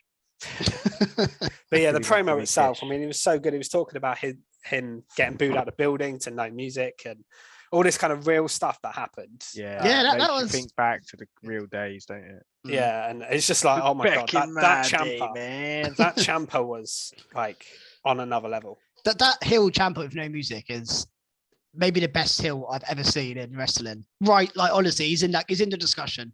He's in Yeah, the discussion. He was Ciampa. unbelievable. That Mad then. how good he was. But yeah, I think He's that's a horrible man. it a bit, but we love him. Something else we love, or at least I love, was Cora Jade stealing some belts. Yeah, this is kind saw of cheesy, but I liked it. throughout the night. I'm and- enjoying this sort of stuff at the moment. Yeah, and this is how Cora Jade gets her title match at Stand and Deliver. She trapped Gigi and JC, and then she got in the car, and almost like a horror film. Mandy appears in the mirror behind her and attacks her. A lot less scary than most monsters. Yeah, exactly. Mandy Rose behind you. Can think of Yeah. worse things. And she beat her up, took her out. Gigi and JC had escaped from their traps, and The wheelie bin. yeah, they're really big. I really like the line actually when she put Gigi in the. I mean, that bit was stupid. Why did she get in there? Oh But yeah, it was. when she shut the lid and then she could hear Gigi talking, it was like, I didn't know trash could talk or something like that. And it was good. I really like Cora Jade. Oh, I thought Cora Jade played it really well here. I thought she did. this like, is what I really want Cora good job. Jade to be doing, not being put over as like an amazing wrestler. Although when she she's has, oh no, was very it green. triple threat before? Wasn't it, actually? She lost to Mandy Rose, but she got pinned by Mandy Rose in that match She also beat her once, so got I a funny remember her beating feeling her she over a could roll-up. win this. by a roll up. Yeah, yeah, by a roll She up. could Yeah. win of this. course. Please don't win by a roll up. Yeah, it's interesting. I wonder whether they're going to give it to Cora. They seem big on her. She's been pretty heavily featured since she first come onto the NXT scene, Cora Jade. So they clearly got CSO and Kinner. And there are people, our own Tizzle thinks she's best woman in the world. Tizzle basically. thought she was going to enter the Royal Rumble and win, if I remember. I mean, Yeah, I but don't- there's, yeah. Shout out to Tizzle. there's people that are big on Cora Jade, but I And don't then know there's if she's Tizzle. I don't know if she's ready to be NXT champion yet. No, I agree. I don't know who's going to beat Mandy at the moment. I don't know. Raquel, Io, Kaylee Ray. Kaylee Ray would make sense. The other two have been it Kaylee Ray would be before. I mean, good. I know they can be it again, but Tiffany Stratton. Well, She's looking good good, isn't she? segue there. I Mm. was really impressed with her. She absolutely destroyed Saray, Yeah. and there wasn't too much gimmick in this of her character coming across. It was all just wrestling and sort of a beatdown. And actually, I thought she looked great. So they need. I've been really impressed they with need Tiffany to push Stratton for a this few and weeks not- now. Yeah, I didn't mind this. I thought her finisher looked awesome, and her power as well. But the move she did off the top rope looked really cool. Yeah, that's the thing though. She is obviously she's good in really powerful, isn't she? For Yeah. Mm. She reminds. I've said it before, but she reminds me of Lacey Evans a little bit in the ring. I don't know if it's the look as well, but the yeah, size. that's not a bad she shout. reminds. Yeah, She kind of reminds me of her a little bit in her style. But the only thing is that I didn't like Saray getting beaten like quite so easily, really. yeah, but she attacked her before the match. It kind of Yeah, made I sense. guess she wasn't. She was in her. I mean, Yeah, it's her stupid. non-ring gear. She She, was in her had, non-ring she hadn't gear. transformed yet, as Wade Barrett said, I feel like that's what they're going. as if she for, like- transforms in that second before she comes out. But yeah, I Yeah. mean, Like stars realistically, in their eyes. this isn't the match. The match is going to come a stand and deliver, maybe, or it will come maybe. I don't it's think just that's maybe it's gonna just be a TV. I do not feud. think that's a pay-per-view match. Yeah, at it's all. probably just a TV feud, but the match is going to happen proper, where Saray's ready, and we're going to have a proper one-on-one, and we're going to see, and maybe Saray wins. Yeah, Yeah. that's probably what should happen, but not at a pay-per-view, surely. I think No, we'll get the you're- women's Dusty Cup women's match and the other women and the women's. title match. That's next week, by the way. The Women's Dusty Cup. Oh, is it? Yep. Oh, shit, They maybe not. they both had promo. It was on this week. I saw the promos, but I didn't know the match was next Yeah, they week. said the match next week. Yeah, Oh. so that is next week. Maybe we get the tag title match at Stand and Deliver because the winner gets a tag Oh, title yeah. match. Yeah, that makes more sense. Of Yeah. course. That's probably what happened. So another match at Stand and Deliver is the North American title. We mentioned it briefly, but Escobar qualified for it, Yeah, they had a beating really good match here. Cameron Grimes, and then we saw a funny Grimes promo where he Oh, said yeah. that his dad passed away. The last thing he told him was he's going to be an NXT champion, and he's fed up of losing and looks really despondent. I mean, is he turning heel? That seems to be the obvious solution, but he's A definite change in character, he I think. was heel and then turned face. It seems like he's almost too soon to flip back for me, and he's really over. Like it's to the moon stuff. Like he's pretty popular. Yeah, it could be a heel turn. It could just be a slight tweak in the character that hopefully makes him go on a bit more of a winning thing. He's one of those. I don't know where he goes in NXT because he's never. I don't think he's ever going to win like the top title, but he's definitely a North American title level person. But I feel like he's also had his time and there's other people coming through, so he could get called up. But then if he got called up, I don't feel like he'd do much either. So he's in a bit of a weird position, I think. Yeah, I agree.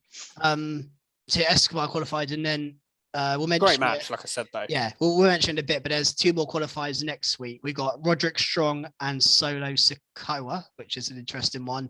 And we've also got Grayson Waller face the winner of A-Kid and Kushida, which A-Kid won. And I'll get onto the match in a bit, but this is my skid mark this week. And it's not even that big a skid mark.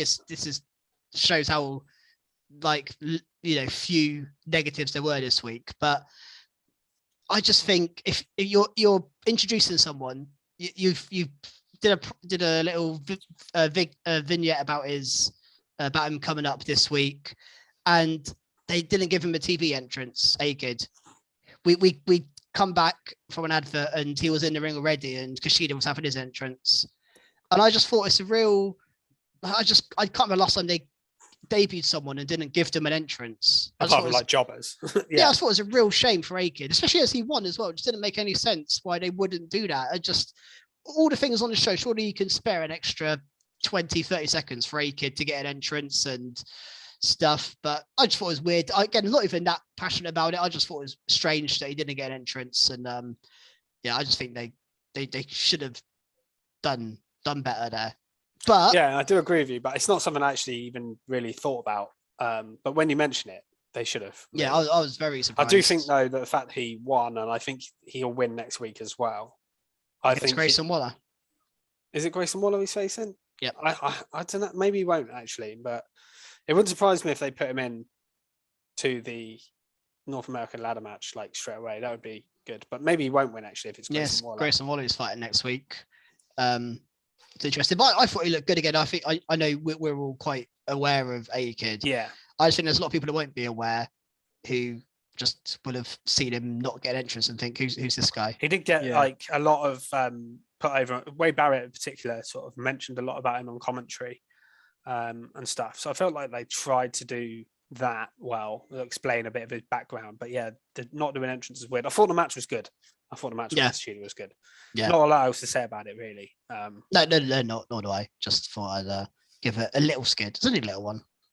Do you want to go back to back skidding? Oh, let's skid all over the place. Let's skid all over the podcast. My skid mark is going to be the Indy Hartwell Persia Pirotta match.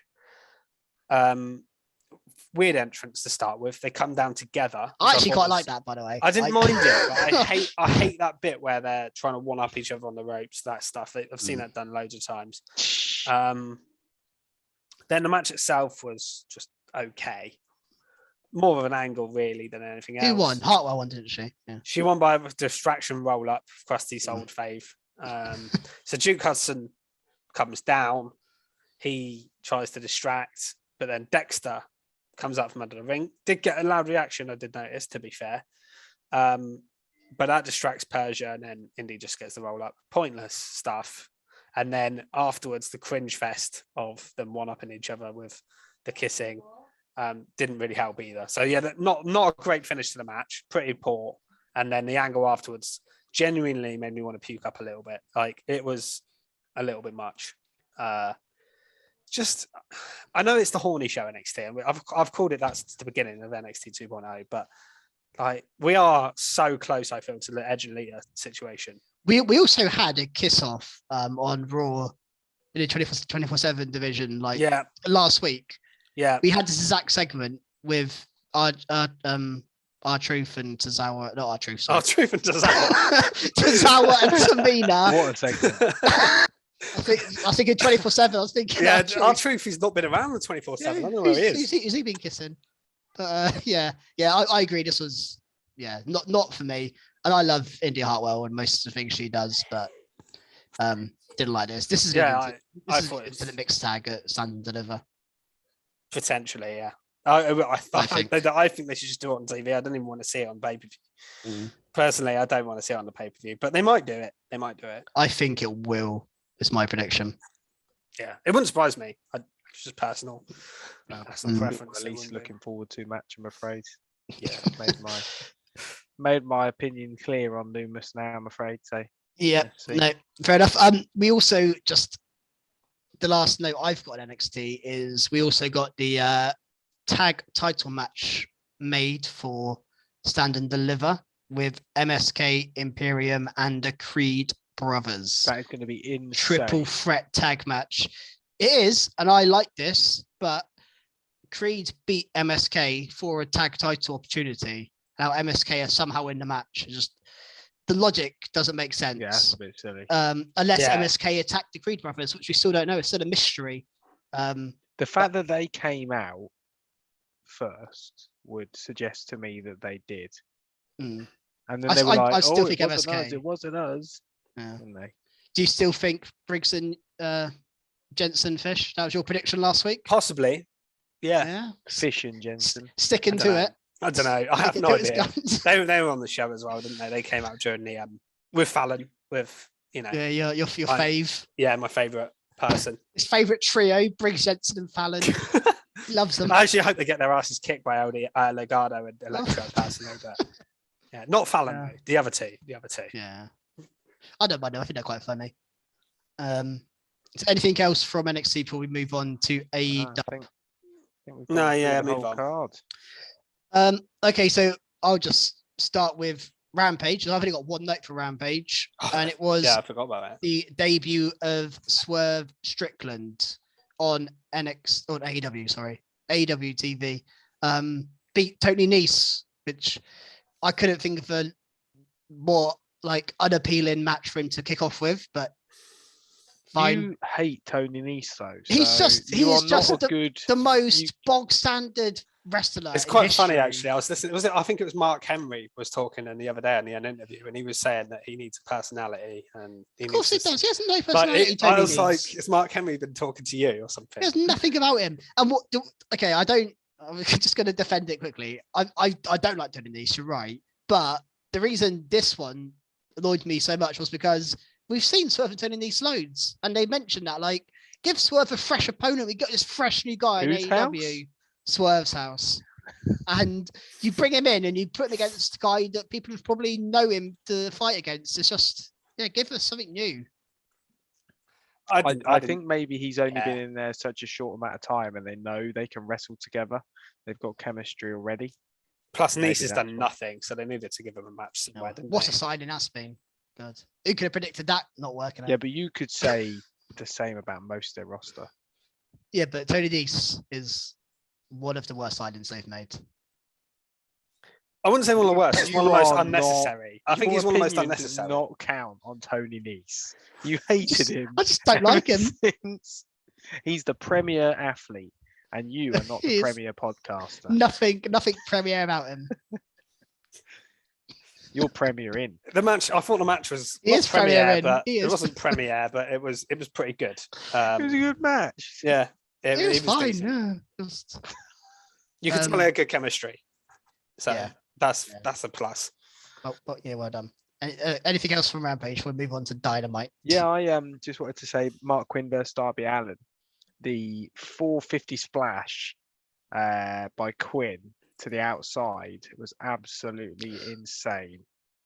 That was mad. And He's really also, good. Butcher randomly came to the ring eating something. I don't know what it was, but it made me laugh. He just they all came. Was it meat by any chance? HAFO.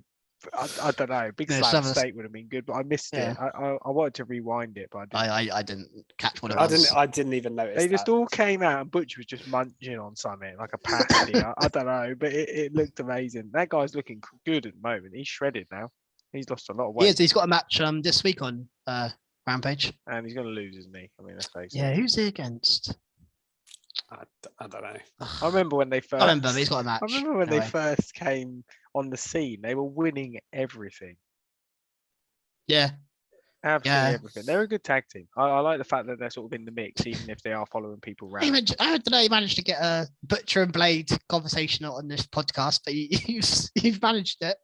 Well, it sort of leads on to the fact that we then get Matt and Jeff Hardy come down to sort of rescue Darby, which was amazing. Absolutely loved this, man. Just the pop of getting when they come out to the ring.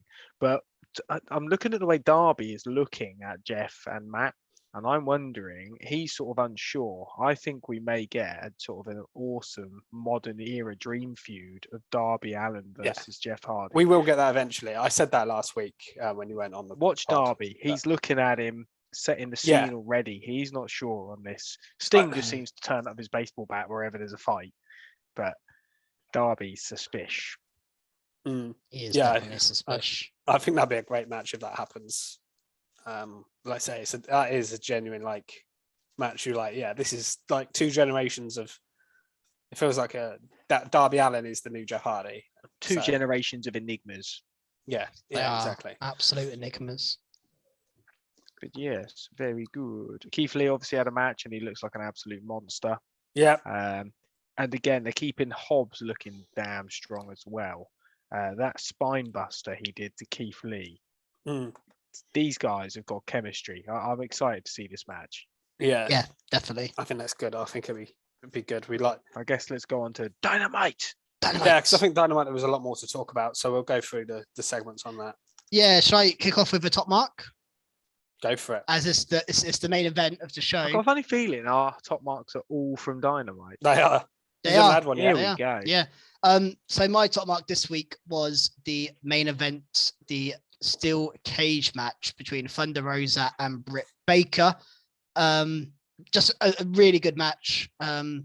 Probably not up to the standards of the match last year at St. Patrick's Day Slam. That No, was I like agree. but That's it's amazing. hard to beat that. That's pretty much the best women's match we've seen for a little while. But this was very good still. And we got the Thunder Rosa title change, which I think kind of tips over the edge to be the top marks. I think we were all ready for Baker to lose the belt. And I think there wasn't many people, we had a discussion over a few weeks now about who's going to beat her. And I think I said, and I think you guys probably agreed that I thought it would happen here after she didn't win at a pay-per-view. Again, maybe strange to not do it at a pay-per-view and to do it on a TV show. I do get why they did it now because I didn't realise it was also where Thunder Rosa currently lives. So it was like a Thunder home Rosa's crowd, hometown, a year which I didn't know anniversary that. from the last match. because obviously she's not from the States. I didn't know which state she lived in America, so Yeah, I didn't know that. she got a great reaction here as well. Yeah, Really She good. had a cool little band, didn't she? Yeah, she had a that came really, out really with? Oh, I love the interesting entrance. entrance. yeah, That was awesome. that was really cool. I love Really Thunder cool. Rosa. I'm so happy this has finally happened. I think Yeah. it's gone on almost too far. I think Britt ran her course. Yeah, I think every title run has to yeah. have its conclusion. I think this was the perfect time. It could have been at the pay-per-view, but it had to be in this sort of period. Yeah, and I think Britt has stories to go into. She has Jamie Hayter to turn on her at some point. That's going to happen. That's her next storyline, I think. And I think also you don't want.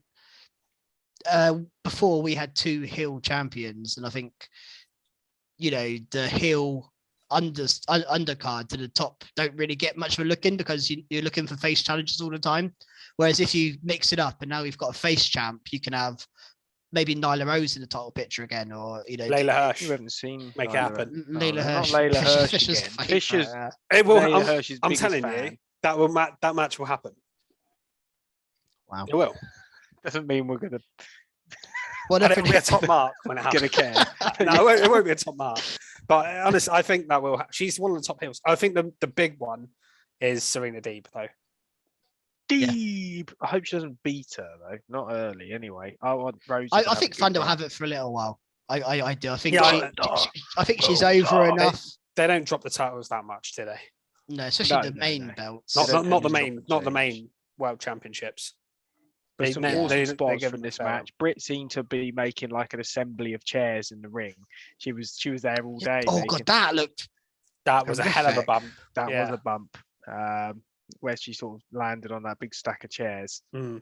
And that air raid crash there that Britt hit on Thunder yeah. Rosa onto those chairs. Wow.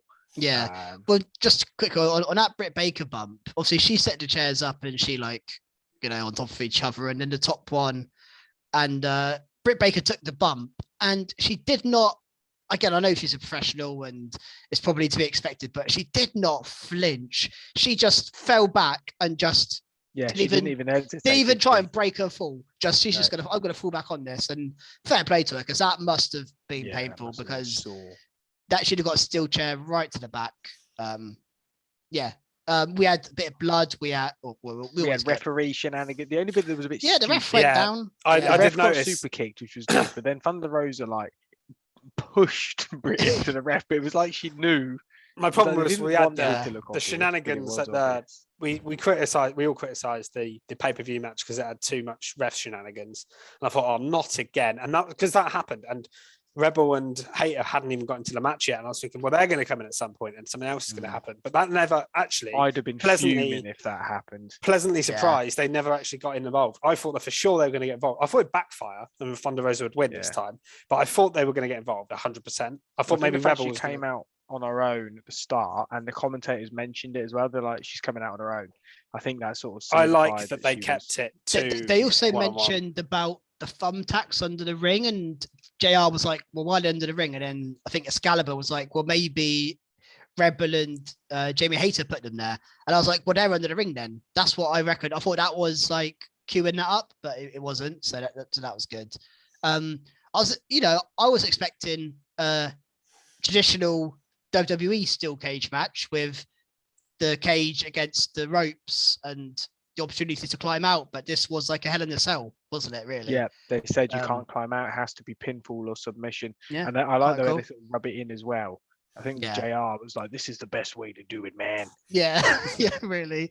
I mean, it is. I think it's been a skid mark from you before, Krusty, about steel cage matches. I criticise it massively. Just open the door and walk out to win a match. I don't mind climbing out, but opening the door is just stupid. Yeah, I really must say I like the pop that Aubrey Roberts got when she came in. The ref, she was like, she was a huge pop when she came out. Everyone loves her. Everyone loves Aubrey. Yeah, she does get a huge pop. She's very popular.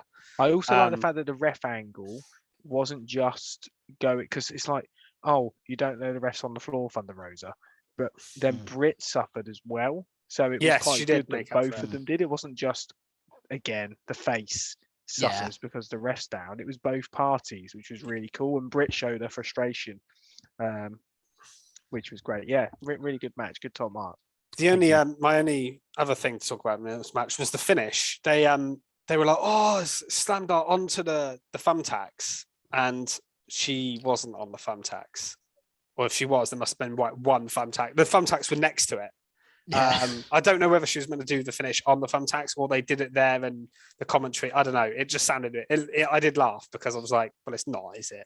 Because they did loads of moves. They did loads of moves on the thumbtacks previously. They did do some great spots with the thumbtacks, but the finish itself wasn't really on them. And they were like, "Oh my god, on the thumbtacks, that's got to be it." And I was like, "Well, it's not." The move a minute ago was, and that didn't even win a match. Thumbtack monitor, but yes, they both had. I even saw Aubrey did put a picture on Twitter saying, putting your hand in counting as a ref in the thumbtacks isn't fun. So she must have got some from slapping the mat. We saw that at the last pay-per-view. Yeah, that was really recent, wasn't it? Someone got that was the last AEW pay-per-view when they had thumbtacks in the Cole match. Yeah, they do like to use them, but they're good fun. I don't mind them being used quite regularly. Oh, good old laugh at the thumbtacks. Great laugh. Maybe we should do some YouTube content with thumbtacks. Fisher free thumbtacks. Yeah, I'd love to. Fisher and anything. Tables, chairs. I'll take the bumps. I'll be the Dolph Ziggler. Yeah, you take the bumps. What else? AEW. Top mark. Yeah. I might say you guys. Yeah. You guys said who's top mark? Yeah. Who wants to go first? Find out amongst yourself. Sorry, no one replied, but I said whose house then. Oh, sorry. Swerve's house. I got excited. Yeah. Frost's house. Go on, Krusty. You do your top markers. You've got the okay. mic. So the reason really that this is building to be is a top mark is not necessarily because of the segment, but really the fact that it's the pinnacle of it. No pun intended. So we finally. I don't know if Fisher's got the Venga Boys playing or something like that, but he's jigging around. That's done the Hardys. That's done Jeff Starnes. Oh no! I changed my top mark. Oh, sorry, Fisher. Oh well, now we've said. Well, that, now look a right. Let's completely ignore what I've said. Then I think that the reason I've done this is because we all. I forgot that you changed it. Top mark, really, isn't it? The fact that the Hardy Boys are now back wrestling in AEW is just amazing. When these guys come out, I mean, it's only been a couple of years really since we saw this in WWE. They just look so good, and even though they're such an old age tag team, they are just so fresh. They still look good in ring. They're entertaining.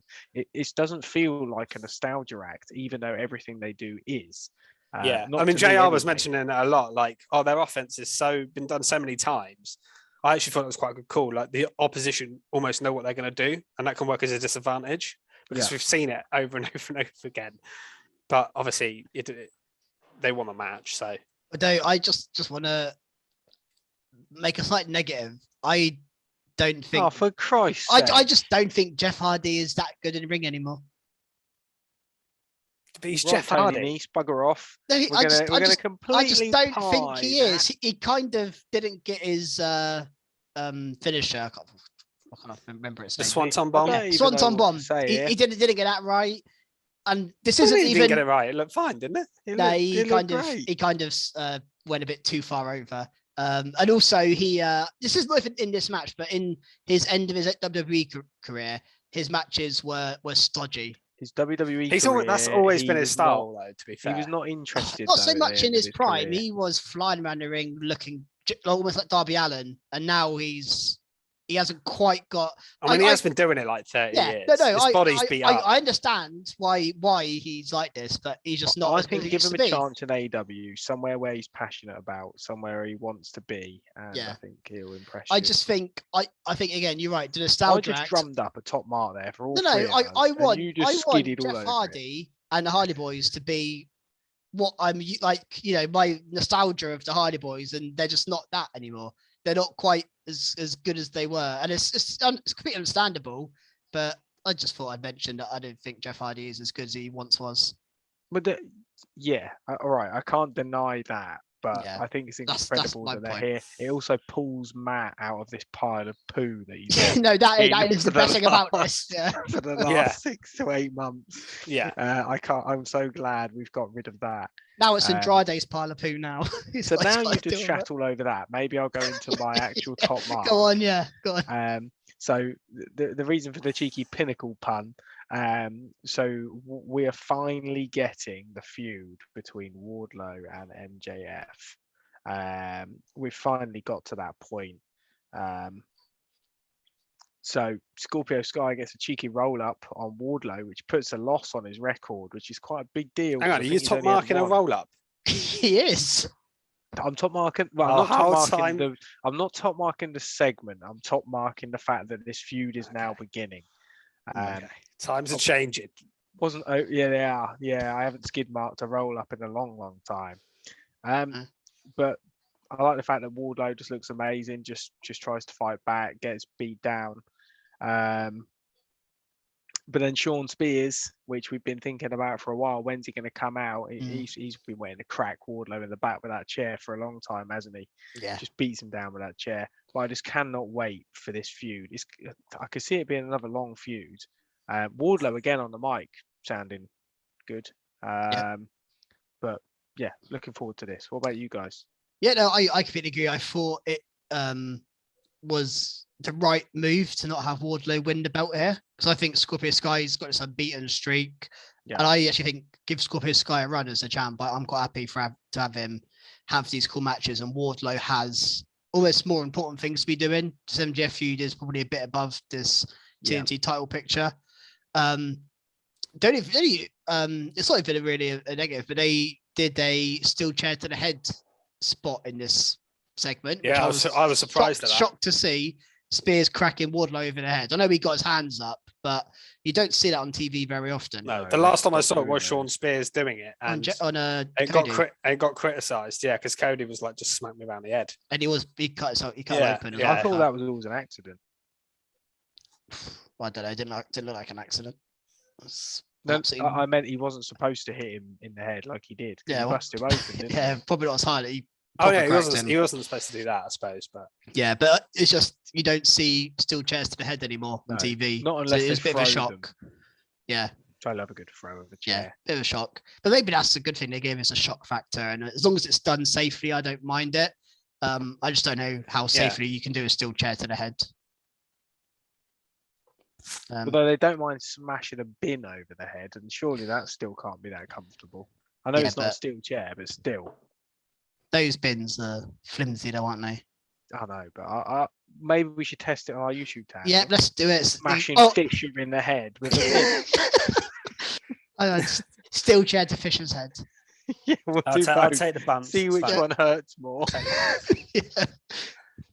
There's blood on Fisher, so you can cut him I'm gonna open do a first. Darby Allin segment where he just Yeah. like launch Coffin ourselves drop. at Fisher in a bin. I thought this I thought the segment was really well done. I was criticizing it because Spears hadn't come out yet in the previous couple of times, but this was kind of the right time to bring him down. And obviously Wardlow at the end, he had like 4 because MJF had clearly done a deal with Dan Lambert. He like handed him some money or something. Yeah. They'd done a deal, and Wardlow was beating up like 4 guys at one point. Cleared the ring, and then he stared down MJF, and I was like, okay, we're going to get the moment. And then he teased it, and he was going to do the power bomb, but Spears hit him with a chair. I think they teased that brilliantly. So not do the power bomb yet, but tease it. I think that's perfect. If he'd have done the power bomb on him already and beaten him up, I'd have been like, oh, okay, that's great. But like, what now? Whereas it's building to that nicely, I think. So yeah, this was really well done. We also got an interesting Wardlow and Paige Van Zandt stare off in this match. He was like shaking his abs to see that. Yeah. And her husband like beat him up. Stare off I wasn't expecting to see. Yeah, he was showing off. Yeah. In front of her. Paige Van Zandt. He was being big war dog, wasn't he? He was. It was. I like that. It showed a different side to him. Dog. But yeah, I really like Wardlow, and like you said, I don't think he's hurt by losing this match. And I think, like you say, it actually helped Scorpio Sky. I haven't really it's weird because this undefeated streak's kind of come out of nowhere. I didn't really know it existed. It's mainly on Dark and Dark Elevation against nobodies. And I wasn't that bothered by Paige and Sky because they've been, they've just kind of been in the background. But now with that streak and him winning the title with Darby and winning again, he feels important again, which is really good. I big really on like Scorpio that. Sky, so I'm glad to see him back in the limelight. Yeah, I think it's cool for him to be in a good spot. Do you want to do your top mark, Fish? Yeah, might as well make a hat trick. Let's get the match ball. Yeah, it's and of course I'm gonna give my top mark to Judas himself, the demigod, the sports entertainer, Chris Jericho. And I love this promo because it was just perfect. It was a perfect person to cut this promo.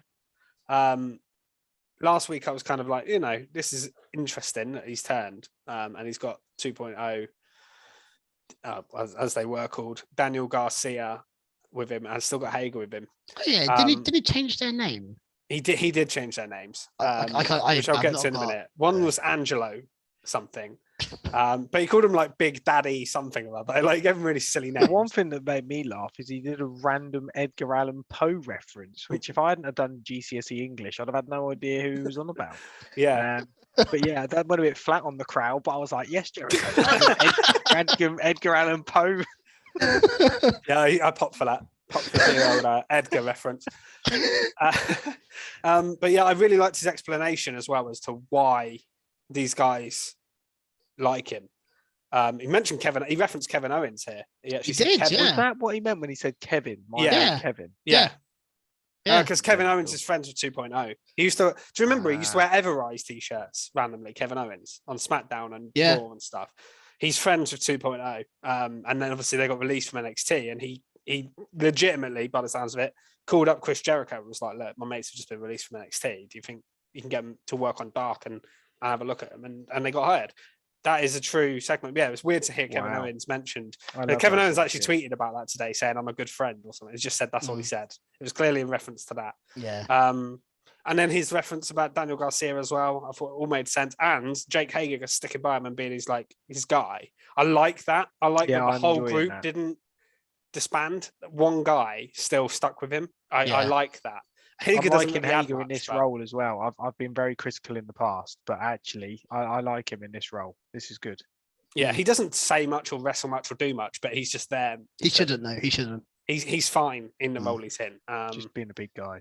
But yeah, I really enjoyed Jericho's explanation here. And then my favorite bit of it was when he was saying the difference between him and the guys in the back is that they're all professional wrestlers and he's not a professional wrestler. He's a sports entertainer, and the booze from the crowd. If you want to get booze, that's what WWE sort of reference. Yeah. And normally I'm like, sometimes WWE digs I don't like. This was clever, though, wasn't it? This was Chris Jericho, who is a guy who worked for WWE for nearly 20 years on and off. calling himself basically a WWE guy and saying that I'm a sports entertainer. And I loved the bit as well after that where Daniel Garcia stared at him and was like, at first you just think he was going to disagree with him. He was like, if you're a sports entertainer, that makes me a sports entertainer. Yeah, and Daniel Garcia is like the least sports entertainer kind of guy. Yeah, he is. He's He's just a straight up wrestler, isn't he? Yeah, and I like that even more. I'll be interested to see how he comes across now he's with Jericho in that close knit. Yeah, it's gonna be Daniel Garcia is an interesting one to follow, actually. Yeah, you're right. One thing I really like about this is we watched I think was it the Broken Skull sessions with Stone Cold when Jericho was on there. And Jericho basically said when he's run his course with a character, he then changes because he knows he's the best at reinventing himself. He definitely is. I think he overdid his inner circle slightly by probably a few months. But we were looking at him thinking he's going to retire. And to be honest, he was looking a bit worse for wear. He got quite weighty and things like that. Yeah, he looks incredible. Yeah, he looks 10 years younger. Slimmed down. He's like, I don't know whether it's about makeup or something like that, but he looks mad. And he's whatever they've done just makes him look so annoying and just works massively as this heel.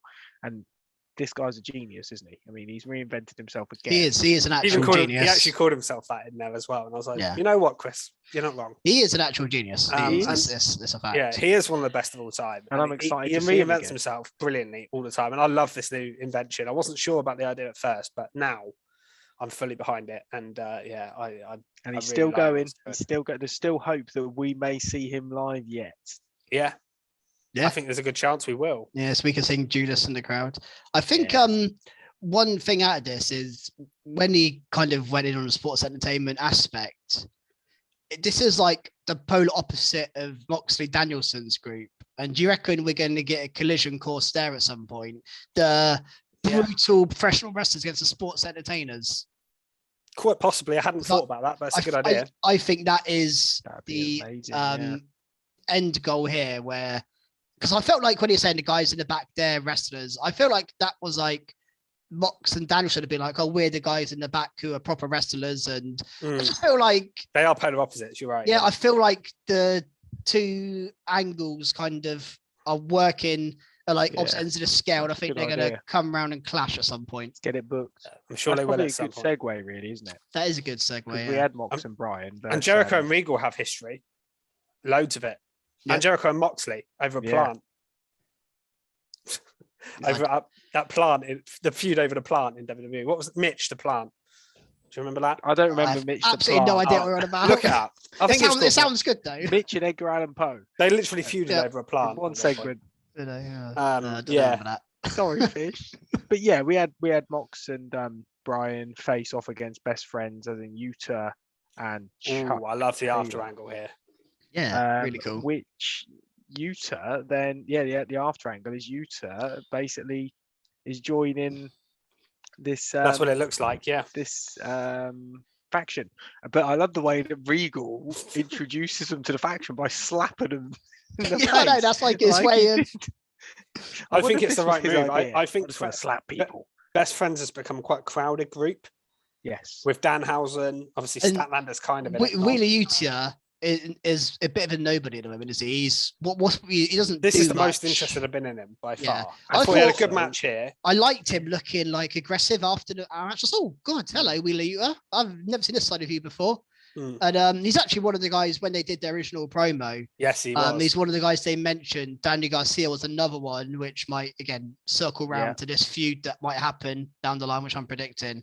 And Lee Moriarty, so maybe he's the next one to join Lee Moriarty. And this is like a real. It's almost like the promo is real, isn't it? We're going to take these young guys under our wing and launch. And I think it makes complete sense. I actually said originally about Ring of Honor feuding with Mox and Danielson. I think. Did I say that? I said something about Ring of Honor anyway. And but now I've changed course, and I think this week really to me was like, we're getting Mox Danielson against Jericho's group at some point. The only thing is Jericho's group on paper isn't that strong right now. Like 2.0 are kind of jobbers. They're good at what they do, but they're not exactly, they're not as good as Santana and Ortiz. They're a downgrade. Well, from that. When we're talking about Mox and Danielson on the other Yeah, side. I'm just comparing it to the inner guys. circle because he's literally replaced Guevara with Garcia. 2.0. I think Garcia's got real potential. Yeah, definitely. He's not quite Sammy Guevara yet, but no. But yeah, so I just think it's interesting, and I actually had no more notes on AEW, so it's just through poor note taking. So guys, take it away if there's anything else. No, I think I'm just having a look now. nothing I really wanted to mention. We had there was the Dragon versus Page and Jungle Boy. Oh yeah, and Luchasaurus. There was an awesome spot with a cool triple moonsault where they were all on the same turnbuckle and sort of split their own ways. That was pretty cool. That was whole pin Jungle Boy awesome. to get the win. That was pretty much all I got from that. Yeah, and it looked like after the angle after match, so we're definitely getting Cole and Jungle Boy again. With not Jungle Boy, Cole and Page again. Which I'm not sure how I feel about. I'd preferred them to move on to something else, but I think the initial build wasn't long enough, which is what I think's caused this to continue. Yeah, possibly. Another little thing on there was we got FTR having a little interview, and then the Young Bucks come over, and there was another. I mentioned it last week, but there was kind of Bret Hart references in this. Yes, and there was here. So I think we're getting Bret Hart as FTR's new manager, which is really cool. Bret Hart was someone I absolutely loved growing up. So that would be an awesome addition, I think, if they can get him to do that. And I don't know if they're going to feud again with the Young Bucks. We don't need to see that, but I feel like that's like a forever thing, isn't it? Like, who's the best team in AEW? And it's like those two ongoing. Yeah, I'm not.